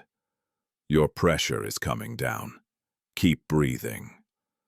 Hours passed in measured tension. When Dr. Kumalo finally straightened and nodded, relief rippled through the room. Both heartbeats have stabilized. We'll keep her under observation in ICU overnight. Millicent sagged into the bed, sobbing quietly. Not from pain now, but from the release of terror she had been holding inside her body. Nathaniel exhaled for what felt like the first time all day. Later, when the ward grew quieter and the lights dimmed, Millicent lay awake, staring at the ceiling. The machines hummed steadily, a fragile promise. Nathaniel stood near the window, hands in his pockets, looking smaller without his composure. Go, she said suddenly. Get some rest. He shook his head. I'll stay. She turned toward him. I don't need you hovering. I need space. He nodded. I'll be right outside. He stepped into the corridor, leaving the door ajar. Millicent stared at the IV line in her arm, then at her belly. She whispered softly to the twins, words meant only for them. Outside, Nathaniel leaned against the wall and slid down until he was sitting on the floor. Kofi joined him quietly. Your father is furious, the lawyer said. He's demanding this be contained. Nathaniel's laugh was hollow. Let him be furious. You understand what this means, Kofi continued. If you proceed, you'll be challenging the family publicly. Yes, you'll lose access, protection, assets. Yes. Kofi studied him. Why now? Nathaniel closed his eyes. Because if I don't do this, I'll never be able to look at myself again. Kofi nodded slowly. Then we begin. Inside the ICU, Millicent finally slept. She dreamed of water, deep steady holding her without pulling her under.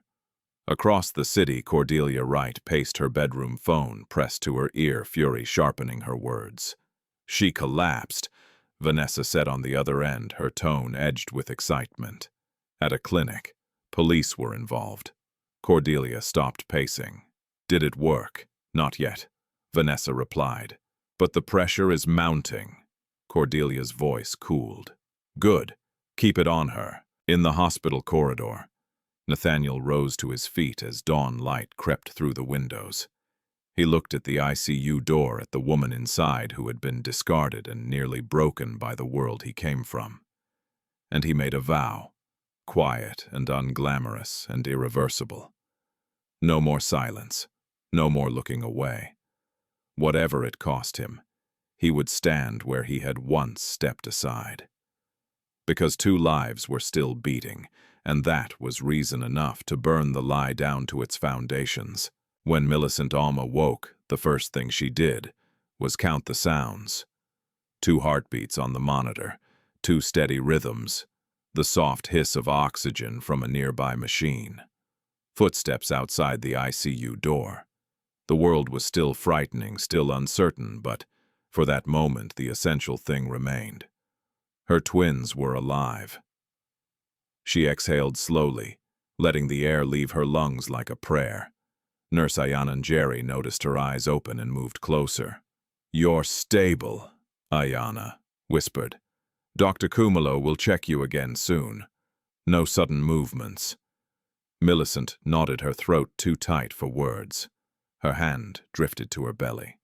The skin felt stretched, tender, yet beneath it life moved. A different sound broke through the calm, the soft click of a door, opening a quiet conversation outside. Millicent turned her head slightly and saw Nathaniel in the corridor speaking to Barrister Kofi Mensah. They were both serious, their voices low, the posture of men building something dangerous. Kofi glanced in and noticed Millicent awake. He stepped inside with careful respect. "Ms. Auma," he said, keeping his tone professional but kind. "How are you feeling?" Millicent swallowed. "Like my body is a battlefield." Kofi nodded as if that was the most honest medical summary he'd heard. "That's understandable. I won't keep you long, but we need to discuss what comes next only if you're able." Millicent's eyes narrowed. "What comes next is I rest." "Yes," Kofi agreed immediately. "Rest first, but the people who did this won't rest. They'll keep pushing until you either break or disappear. My job is to make sure you don't have to carry that alone." Ayana stepped closer, protective. "Not too much," she warned. "I'll keep it simple," Kofi promised. He looked back to Millicent. "Millicent, do you want justice?" The question was direct enough to sting. Millicent stared at him. "Justice doesn't bring food," she said quietly. "Justice doesn't keep babies breathing." "No," Kofi admitted. "But it can stop the next woman from being dragged out of a gate. It can stop your children from growing up in a world where their mother is treated as disposable." Millicent felt her chest tighten. In her mind she saw other faces she had known from staff quarters, women who worked silently and vanished quietly. Some returned to villages, some moved to other homes, some disappeared in ways no one asked about. "Vanessa warned us once," Millicent murmured. "She said the house keeps order." Kofi's eyes sharpened. "Order is their word for control." Nathaniel stepped into the room, stopping near the doorway as if he didn't deserve to occupy more space. "We have evidence," he said quietly. Millicent turned her head toward him, her expression guarded. "Evidence of what? That they hate poor people." "Evidence of crimes," Nathaniel replied. "Assault, withholding wages, coercion, false police reports, possibly worse." Millicent's throat went dry. How Nathaniel's jaw flexed. "Because this isn't new, and I'm done pretending it is." Kofi opened a slim folder and placed it on a nearby table, not pushing it toward Millicent, just letting it exist in the room. "We're building a case," he explained. "But cases don't hold without witnesses, without testimony, without proof that can survive intimidation." Millicent's fingers curled slightly around the blanket. "So you want me to testify?" "I want you to choose," Kofi corrected gently. "But yes, your voice matters." Millicent laughed, bitter and soft. "My voice is what got me here." Nathaniel flinched at that, accepting the blow without defense. Ayanna leaned closer to Millicent, speaking in a softer tone. "You don't have to decide today, but if you do decide, we'll protect you." Millicent's eyes flicked between them. "Protection," she whispered. "From people like him." She nodded toward Nathaniel without looking at him directly. Nathaniel's voice was steady.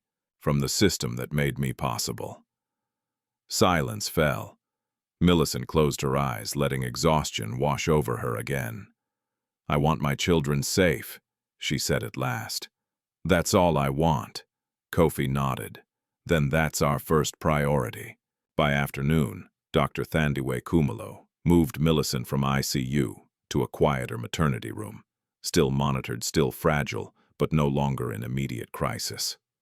The hospital staff treated her differently, now not because she was suddenly more human, but because Nathaniel's name hovered nearby like invisible security. Millicent noticed. It angered her, even as it comforted her.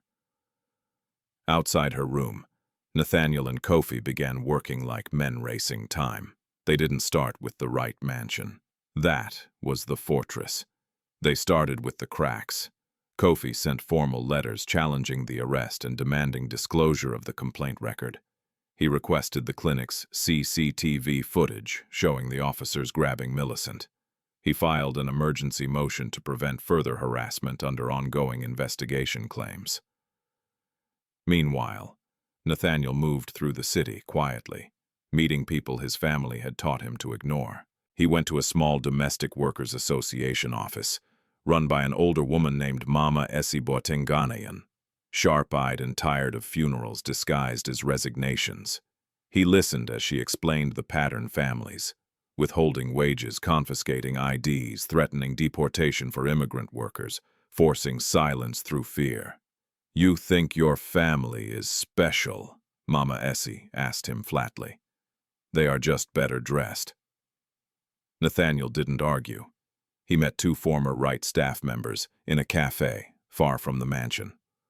One was a driver's assistant named Sizwe Dlamini, his hands still bearing scars from a night he was accused of damaging a car he didn't touch. Another was a cook named Mabel Adebayo, who had been forced to sign an apology letter after refusing Vanessa's harassment. They spoke cautiously, at first, eyes scanning the room. Then their stories spilled out. Not dramatic, not polished, but raw, with the quiet shame of people who had been taught that suffering was normal. Nathaniel recorded their statements with consent. Kofi took notes, names, dates, patterns. The deeper they dug, the more the case expanded beyond Millicent. And that was exactly why it became dangerous. On the second night, Millicent received her first visitor, besides Ayanna and medical staff. A young woman entered quietly, escorted by a nurse. She wore simple clothes, her hair covered with a scarf, her eyes downcast. "Millicent," she whispered. Millicent frowned. "Yes." The woman swallowed.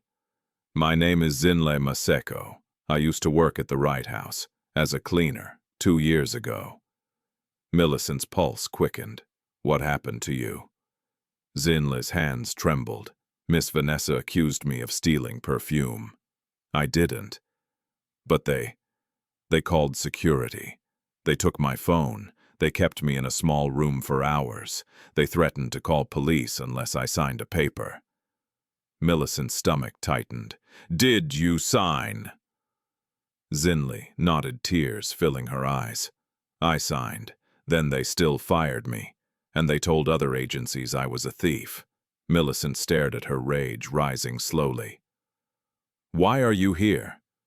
Zinli lifted her head just enough to meet Millicent's gaze.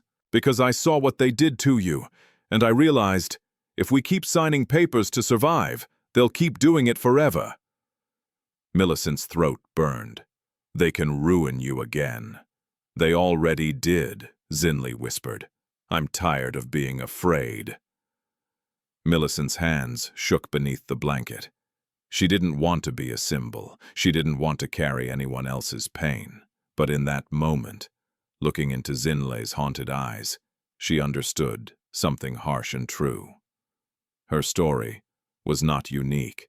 Her suffering was not accidental. It was a method. Ayana entered, pausing when she saw Zinli. She read the tension quickly, then sat beside Millicent, anchoring her. Millicent looked at Zinli, then at the door, where Nathaniel stood quietly in the corridor watching without intruding. "How many?" Millicent asked softly. "How many women?" Zinli's voice trembled. "More than you think." Millicent closed her eyes. When she opened them, her voice was quiet but steady. "I will testify," she said. Ayana's hand tightened around hers. "Are you sure?" Millicent looked down at her belly, feeling the twins' small movements like reminders. "I'm not doing it because I'm brave," she whispered. "I'm doing it because I refuse to let my children inherit my silence." Outside the room, Nathaniel heard the words through the open door, and something inside him shifted. Not relief, not victory, but responsibility. Because now Millicent had stepped into the storm, and the storm would not forgive them for it. The hearing was scheduled for a Tuesday morning, announced late enough to keep the city guessing, and early enough to catch everyone unprepared. By dawn, the courthouse steps were already crowded. Cameras clustered like birds on wire. Reporters rehearsed lines under their breath. People who had never cared about domestic workers now cared deeply about scandal. The air buzzed with speculation about Millicent Auma, about the Wright family, about Nathaniel Adebola Wright and the quiet war he had started inside his own bloodline. Millicent arrived through a side entrance, flanked by Barrister Kofi Mensah and Nurse Ayana Njeri. She walked slowly, carefully, her hand resting over her belly, as if to anchor herself against the noise pressing in from all sides. Her face was calm, but her eyes were alert, watching for threats, for traps, for the subtle ways a room could turn hostile. Inside, the courtroom felt colder than the hospital. Wooden benches, high ceilings, a raised bench that promised order, but often delivered delay. Millicent took her seat, breathing evenly, counting heartbeats in her mind, two steady rhythms that reminded her why she was here. Nathaniel entered a moment later. He did not sit beside her. He took a seat behind, slightly to the side, close enough to support, far enough to avoid becoming the story. It was a choice Millicent noticed and appreciated. Across the room, Cordelia Wright arrived with perfect timing, dressed in muted elegance. Her posture was impeccable. Her face was composed, almost bored, as if this were an inconvenience scheduled between appointments. Vanessa Wright followed close behind her eyes. Sharp, her lips curved into a smile that never quite reached warmth. Vanessa scanned the room and found Millicent immediately. Their eyes met. Vanessa's smile widened. The judge entered. The room rose, then settled. "Proceed," the judge said. Kofi stood first, his voice steady and unadorned. He outlined the complaint: wrongful dismissal, assault by security, wage theft, coercion, and the filing of a false police report that resulted in the arrest of a high-risk pregnant woman in a medical facility. He spoke without flourish. Facts did not need decoration. As he spoke, Millicent listened to her life reduced to language, dates, actions, consequences. It felt strange hearing her pain framed as evidence, necessary, uncomfortable. Then it was the Wrights' turn. Their counsel rose smoothly, all confidence and practiced sympathy. "Your Honor," he began, "this is a regrettable misunderstanding fueled by emotion and opportunism." Vanessa leaned forward, attentive. "Our clients have long employed domestic workers with integrity and fairness. The plaintiff, Ms. Auma, was dismissed following credible concerns of theft. The police acted independently. Any medical incident is unfortunate, but unrelated. Millicent's jaw tightened. Furthermore, the counsel continued. There are reasons to question the plaintiff's credibility and motives. Kofi was already on his feet. Objection. On what grounds, the judge asked. Character assassination without evidence. The judge nodded. Sustained. Proceed carefully. The rights counsel smiled thinly and pivoted. He produced a document. We have here a signed acknowledgement from Ms. Auma's former colleagues describing erratic behavior. Disappearances, aggression.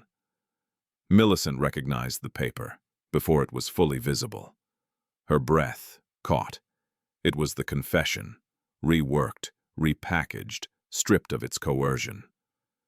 Vanessa stood then, her voice, light, almost conversational. Your Honor, we sympathize with Ms. Auma's condition, truly. But pregnancy does not excuse criminal behavior. A murmur rippled through the courtroom. Kofi rose again. Your Honor, that document was produced under duress. We will show messages threatening arrest if it was not signed. The judge leaned forward. Do you have those messages? Yes, Kofi said, handing them over. The room stilled as the judge read. Vanessa shifted slightly in her seat. The rights counsel cleared his throat. Even so, Ms. Auma's relationship with my client's family is complicated. She appears to have cultivated a connection with Mr. Wright's son before Kofi could object. Vanessa spoke again, louder now. Is it not true, Ms. Auma, that you were seen publicly with Mr. Nathaniel Wright walking together, shopping together? All eyes swung to Millicent. She stood slowly, steadying herself on the bench. Her voice, when it came, was calm. Yes, she said. I was. Vanessa tilted her head. Is it also true that Mr. Wright paid for your hospital care? Yes, and arranged your accommodation. Yes, Vanessa smiled, satisfied. Then perhaps this is not about justice, but leverage. The courtroom buzzed. Kofi was already on his feet. Objection. This line of questioning is irrelevant and misogynistic. The judge raised a hand.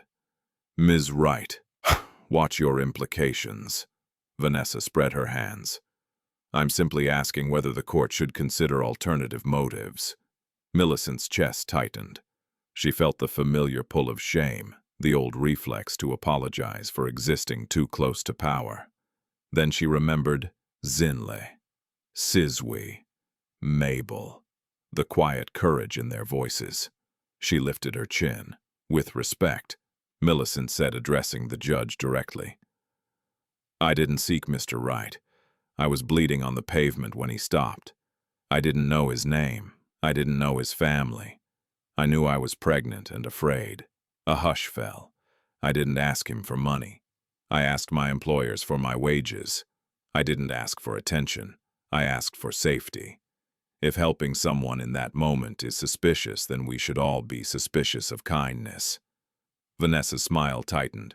The judge nodded slowly. Thank you, Ms. Auma. The rights counsel shifted tactics. Your Honor, regardless of emotion, the plaintiff's claims require corroboration. Kofi stepped forward. We have corroboration. He signaled toward the back of the room. One by one, people stood.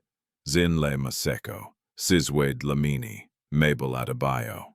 Each name carried a story. Each story echoed the same shape: withholding documents, threats, confessions forced, silence purchased. As they spoke, the courtroom changed. The narrative stretched beyond Millicent. The problem grew teeth.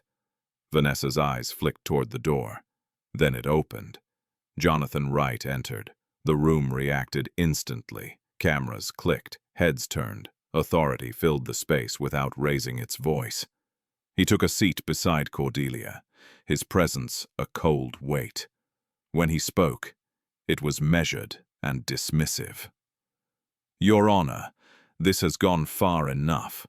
My family's reputation is being dragged through conjecture.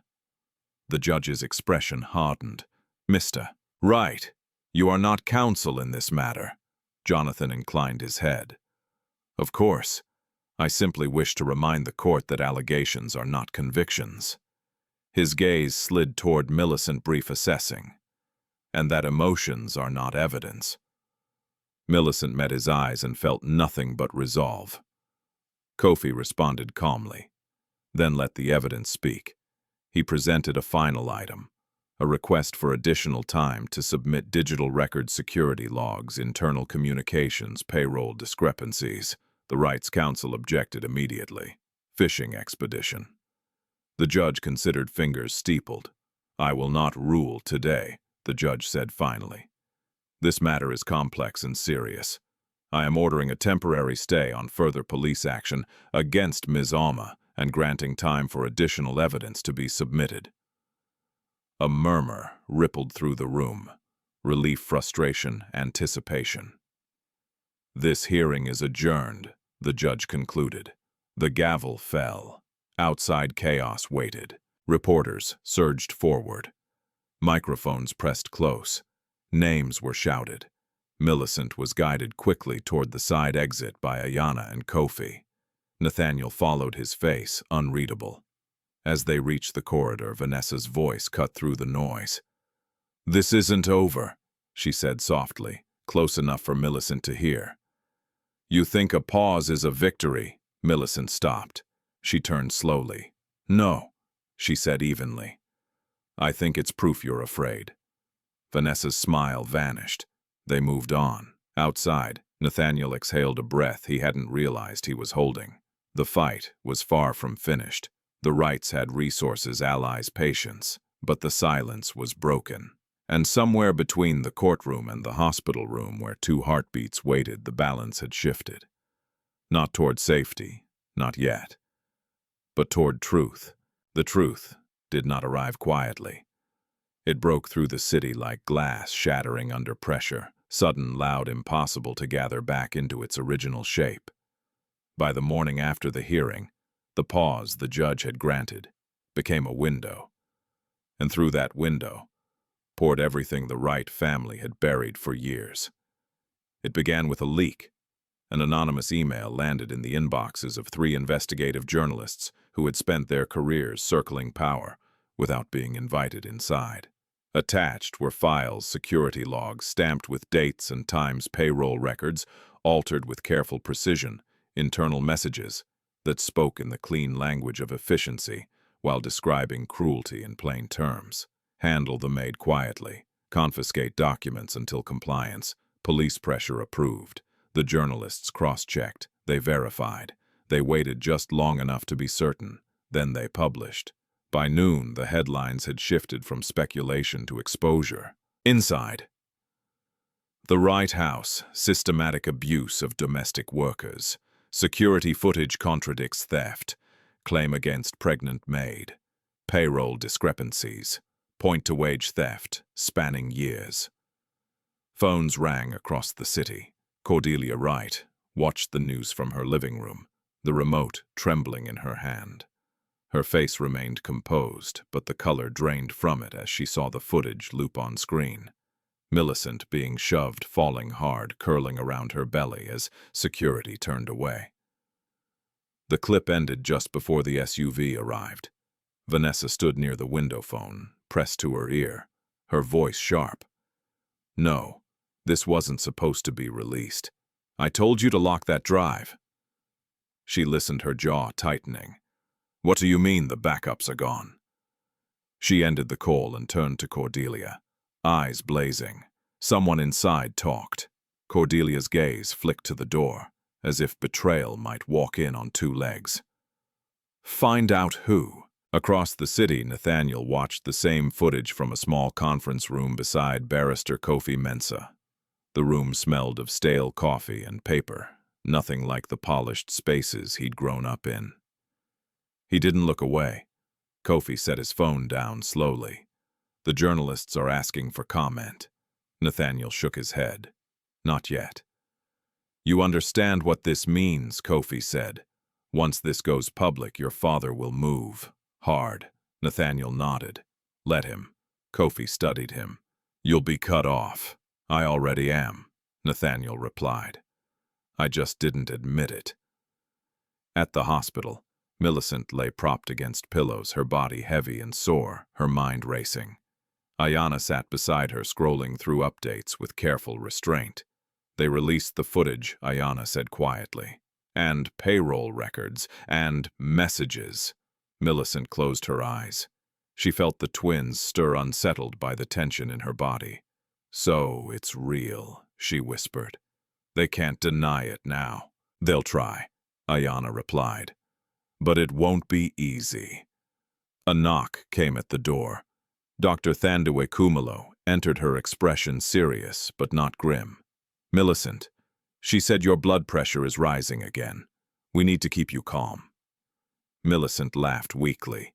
Bad timing. Dr. Kumalo's lips pressed into a thin smile. Life rarely schedules mercy. As if summoned by the doctor's words, pain tightened in Millicent's abdomen, a deep, insistent pressure that stole her breath. Ayanna, she whispered. Ayanna was on her feet instantly. Contraction, she said, checking the monitor. Dr. Kumalo moved closer. Hands practiced, eyes sharp. How long between? Too short, Ayanna replied. Millicent's fingers clenched around the sheet. No, she whispered. Not now. Dr. Kumalo didn't sugarcoat it. We're out of time. The stress has pushed you into active labor. Millicent's eyes filled with fear. Both of them. We'll do everything we can, the doctor said firmly. But we need to move. In the corridor, Nathaniel arrived at a run-breath shallow suit jacket discarded. He stopped short when he saw the activity, the gurney, the nurses, the urgency. What's happening? He asked. Dr. Kumalo met his gaze. She's in labor. Now. Nathaniel's chest tightened. He followed as they rushed Millicent down the hall, machines rolling, voices calling instructions. Inside the delivery room, the world narrowed to commands and pain. Breathe, stay with me, push when I tell you. Millicent screamed, not in weakness but in defiance. Her body shook, sweat slicking her skin, her voice breaking against the force of what it was doing. I can't, she cried. Yes, you can, Ayanna said fiercely, gripping her hand. You're doing it. Nathaniel stood at the edge of the room, helpless, his presence small against the raw power unfolding in front of him. He watched Millicent fight for her children with a strength that made every boardroom battle he'd ever faced feel meaningless. Outside the hospital, sirens wailed not for Millicent but for the right empire. Authorities executed warrants at the mansion. Boxes of documents were carried out under the gaze of cameras. Staff were escorted for questioning. Share prices dipped sharply. Partners released statements full of concern and distance. Jonathan Wright stood in his office, phone pressed to his ear. His voice controlled. This is an overreaction, he said. We will manage the narrative. A pause. His jaw tightened. Yes, I understand the risk. He ended the call and stared out at the city he believed he owned. In the delivery room, Millicent pushed with everything she had left. A cry split the air. First baby, Dr. Kumalo announced. Millicent sobbed with relief as the sound, thin but unmistakably alive, filled the room. Nathaniel felt his knees weaken. Then, the monitor dipped again. Second heartbeat is unstable, Ayanna said, voice tight. Millicent's panic surged. No, please, we're not done, Dr. Kumalo said sharply. Stay with me. The room moved faster. Hands pressed, instructions sharpened. Millicent pushed again, her body trembling on the edge of collapse. Seconds stretched, then another cry, fainter but there. Dr. Kumalo exhaled. Both babies are out. Millicent collapsed back against the bed, sobbing openly, now tears streaming down her face. They're alive, she whispered. They're alive, Ayanna confirmed, tears in her own eyes. Nathaniel turned away, pressing a hand to his mouth, overcome by relief that burned like pain. Later, as the babies were taken briefly for assessment, Dr. Kumalo approached Nathaniel. They'll need monitoring, she said. They're early, but they're fighters. Nathaniel nodded. She's a fighter. Dr. Kumalo studied him. So are you, apparently. He shook his head. I'm just catching up. Hours later, as night fell again, the city reeled. A press conference was called. Authorities confirmed investigations into labor abuse and obstruction. Names were not spared. The Rights Council issued a statement, denying wrongdoing even as evidence stacked higher. And then came the moment no one expected. Jonathan Wright resigned. The announcement dropped like a stone. By the time Nathaniel returned to Millicent's room, the air felt different, charged uncertain, cleansed by pain. Millicent lay exhausted, her face pale but peaceful. Two tiny bundles rested in clear bassinets nearby their chests, rising and falling in fragile rhythm. Nathaniel stood beside her, careful, reverent. "You did it," he whispered. Millicent opened her eyes and looked at him, not with gratitude, not with anger, but with a steady clarity that made his throat tighten. "They did it," she said softly, nodding toward the babies. "I just followed." He nodded. "I'm sorry," he said, the words heavy and overdue. "For everything I didn't do sooner." She studied his face. "Sorry doesn't fix what happened. I know," he said, "but it can change what happens next." Outside the storm of consequences raged arrests, pending alliances, shifting power, cracking. Inside, two new lives slept, and in that fragile quiet, Millicent felt something she hadn't allowed herself before. Not victory, not safety, but the beginning of healing. The truth had exploded, and nothing would ever be put back the way it was. Morning arrived quietly, as if the city itself were unsure how to greet a world that had shifted overnight. Millicent Auma woke to the soft, rhythmic breathing of her twins. The room smelled faintly of antiseptic and warm linen. Sunlight filtered through the blinds, catching on the clear bassinets beside her bed.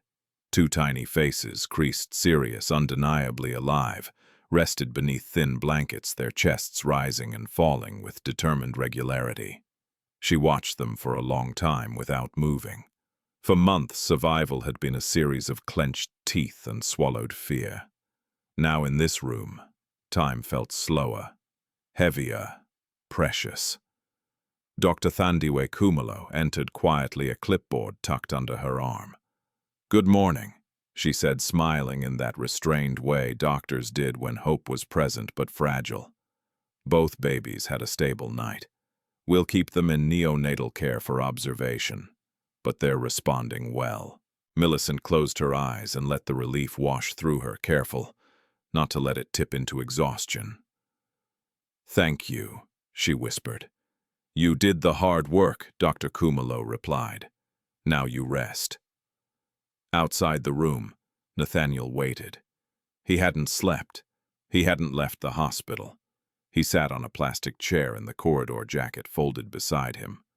Tie loosened, staring at his phone as messages stacked up like debris after a storm.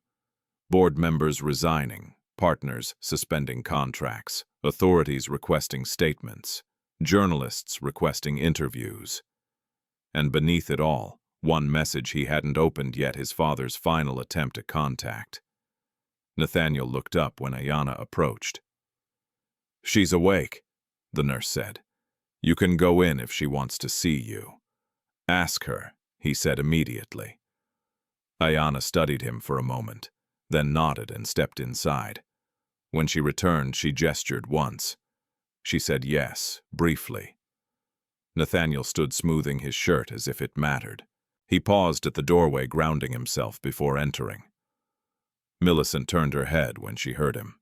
Their eyes met, no drama, no rush, just recognition. "They're alive," she said quietly, as if saying it too loudly might break something. "Yes," he replied. "They are." He stood where she could see him, but didn't move closer. "I won't stay long." She watched him, then nodded toward the bassinets. "You can look." He approached slowly, reverently. The babies were impossibly small. One curled a fist near her cheek.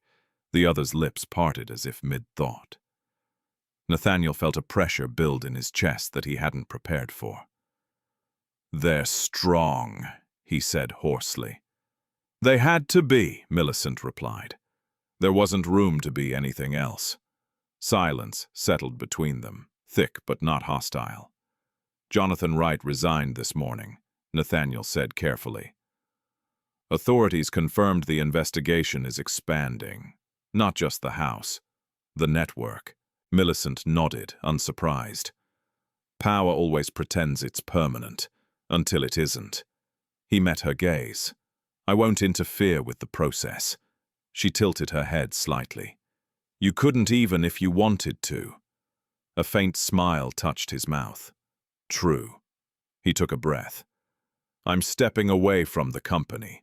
Publicly, effective immediately." That caught her attention. Stepping away. "Yes," he said. "I won't lead something built on harm, not while pretending reform can be cosmetic." Millicent studied him closely. "And what will you do instead?" He hesitated, then answered honestly. "I don't know yet, but I know what I won't do." She nodded once. "That's a start." In the days that followed, the city recalibrated. The Wright mansion became a symbol, first of excess, then of exposure.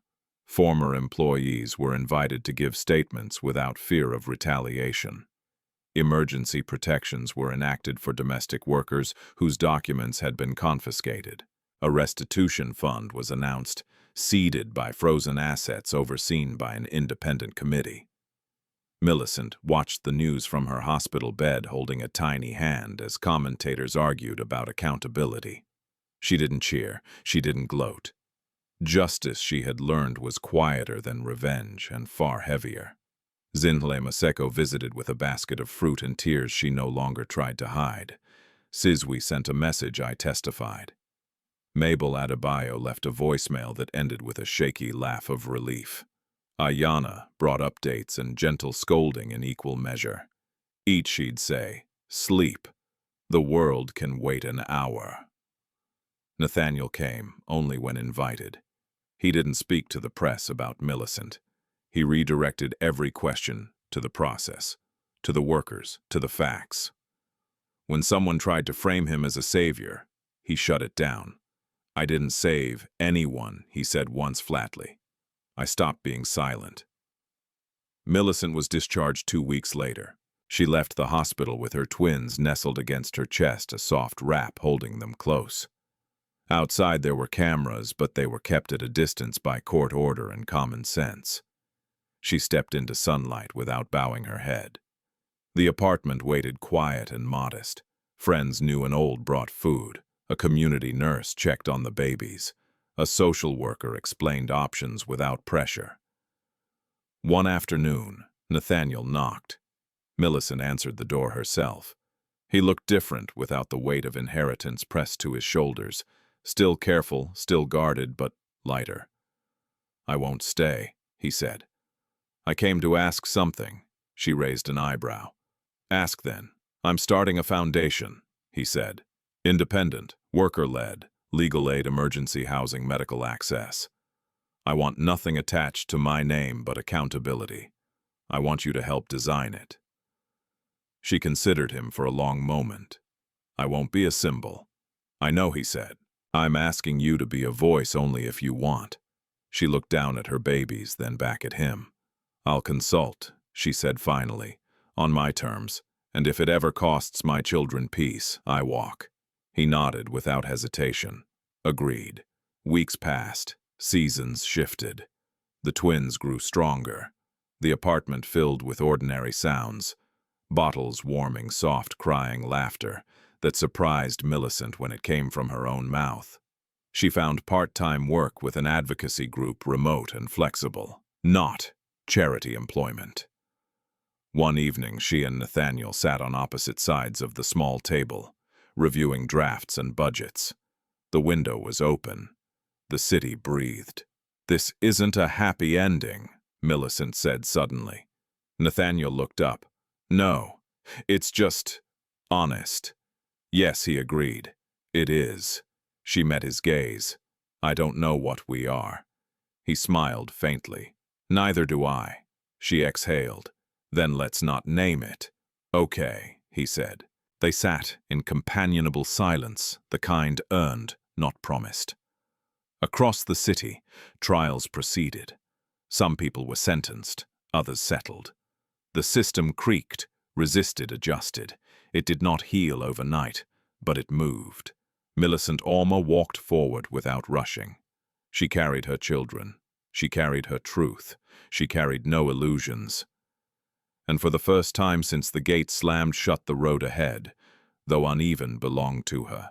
Millicent Auma's story is not about luck, and it is not about being rescued. It is about what happens when dignity refuses to disappear even when the world tries to erase it. She was poor, pregnant, and powerless in the eyes of society, but she was never empty. What carried her forward was not money or status, but the quiet strength to tell the truth when silence felt safer and the courage to protect life when fear demanded surrender. This story reminds us that injustice often survives not because it is strong, but because it is familiar. It hides behind routines, behind authority, behind the idea that this is just how things work. Millicent did not overthrow a system by shouting. She did it by standing still and refusing to lie, even when lying would have been easier. Her strength was not loud, it was steady. Nathaniel's journey matters too, not because he was rich, but because he chose responsibility over comfort. Real change does not begin when powerful people feel generous. It begins when they stop being silent. His transformation teaches us that privilege is not a sin, but ignoring. Suffering is a choice, and every choice leaves a mark. At its heart, this story is about life, about two children who entered the world surrounded by conflict yet survived because one woman refused to give up and because truth once exposed could not be buried again. Healing did not come all at once. Justice did not arrive clean or perfect, but progress began, and sometimes that is the bravest ending of all. If this story moved, you ask yourself this: where in your own life have you been asked to stay quiet to keep the peace? And what truth might need your voice today? We would love to hear your thoughts. Please share in the comments what part of Millicent's journey touched you the most and where you are watching from. Your voice matters here. If you believe stories like this deserve to be told, stories of resilience, justice, and hope, please subscribe to the channel and stay with us. Like and share this story with someone who may need it today. Thank you for watching.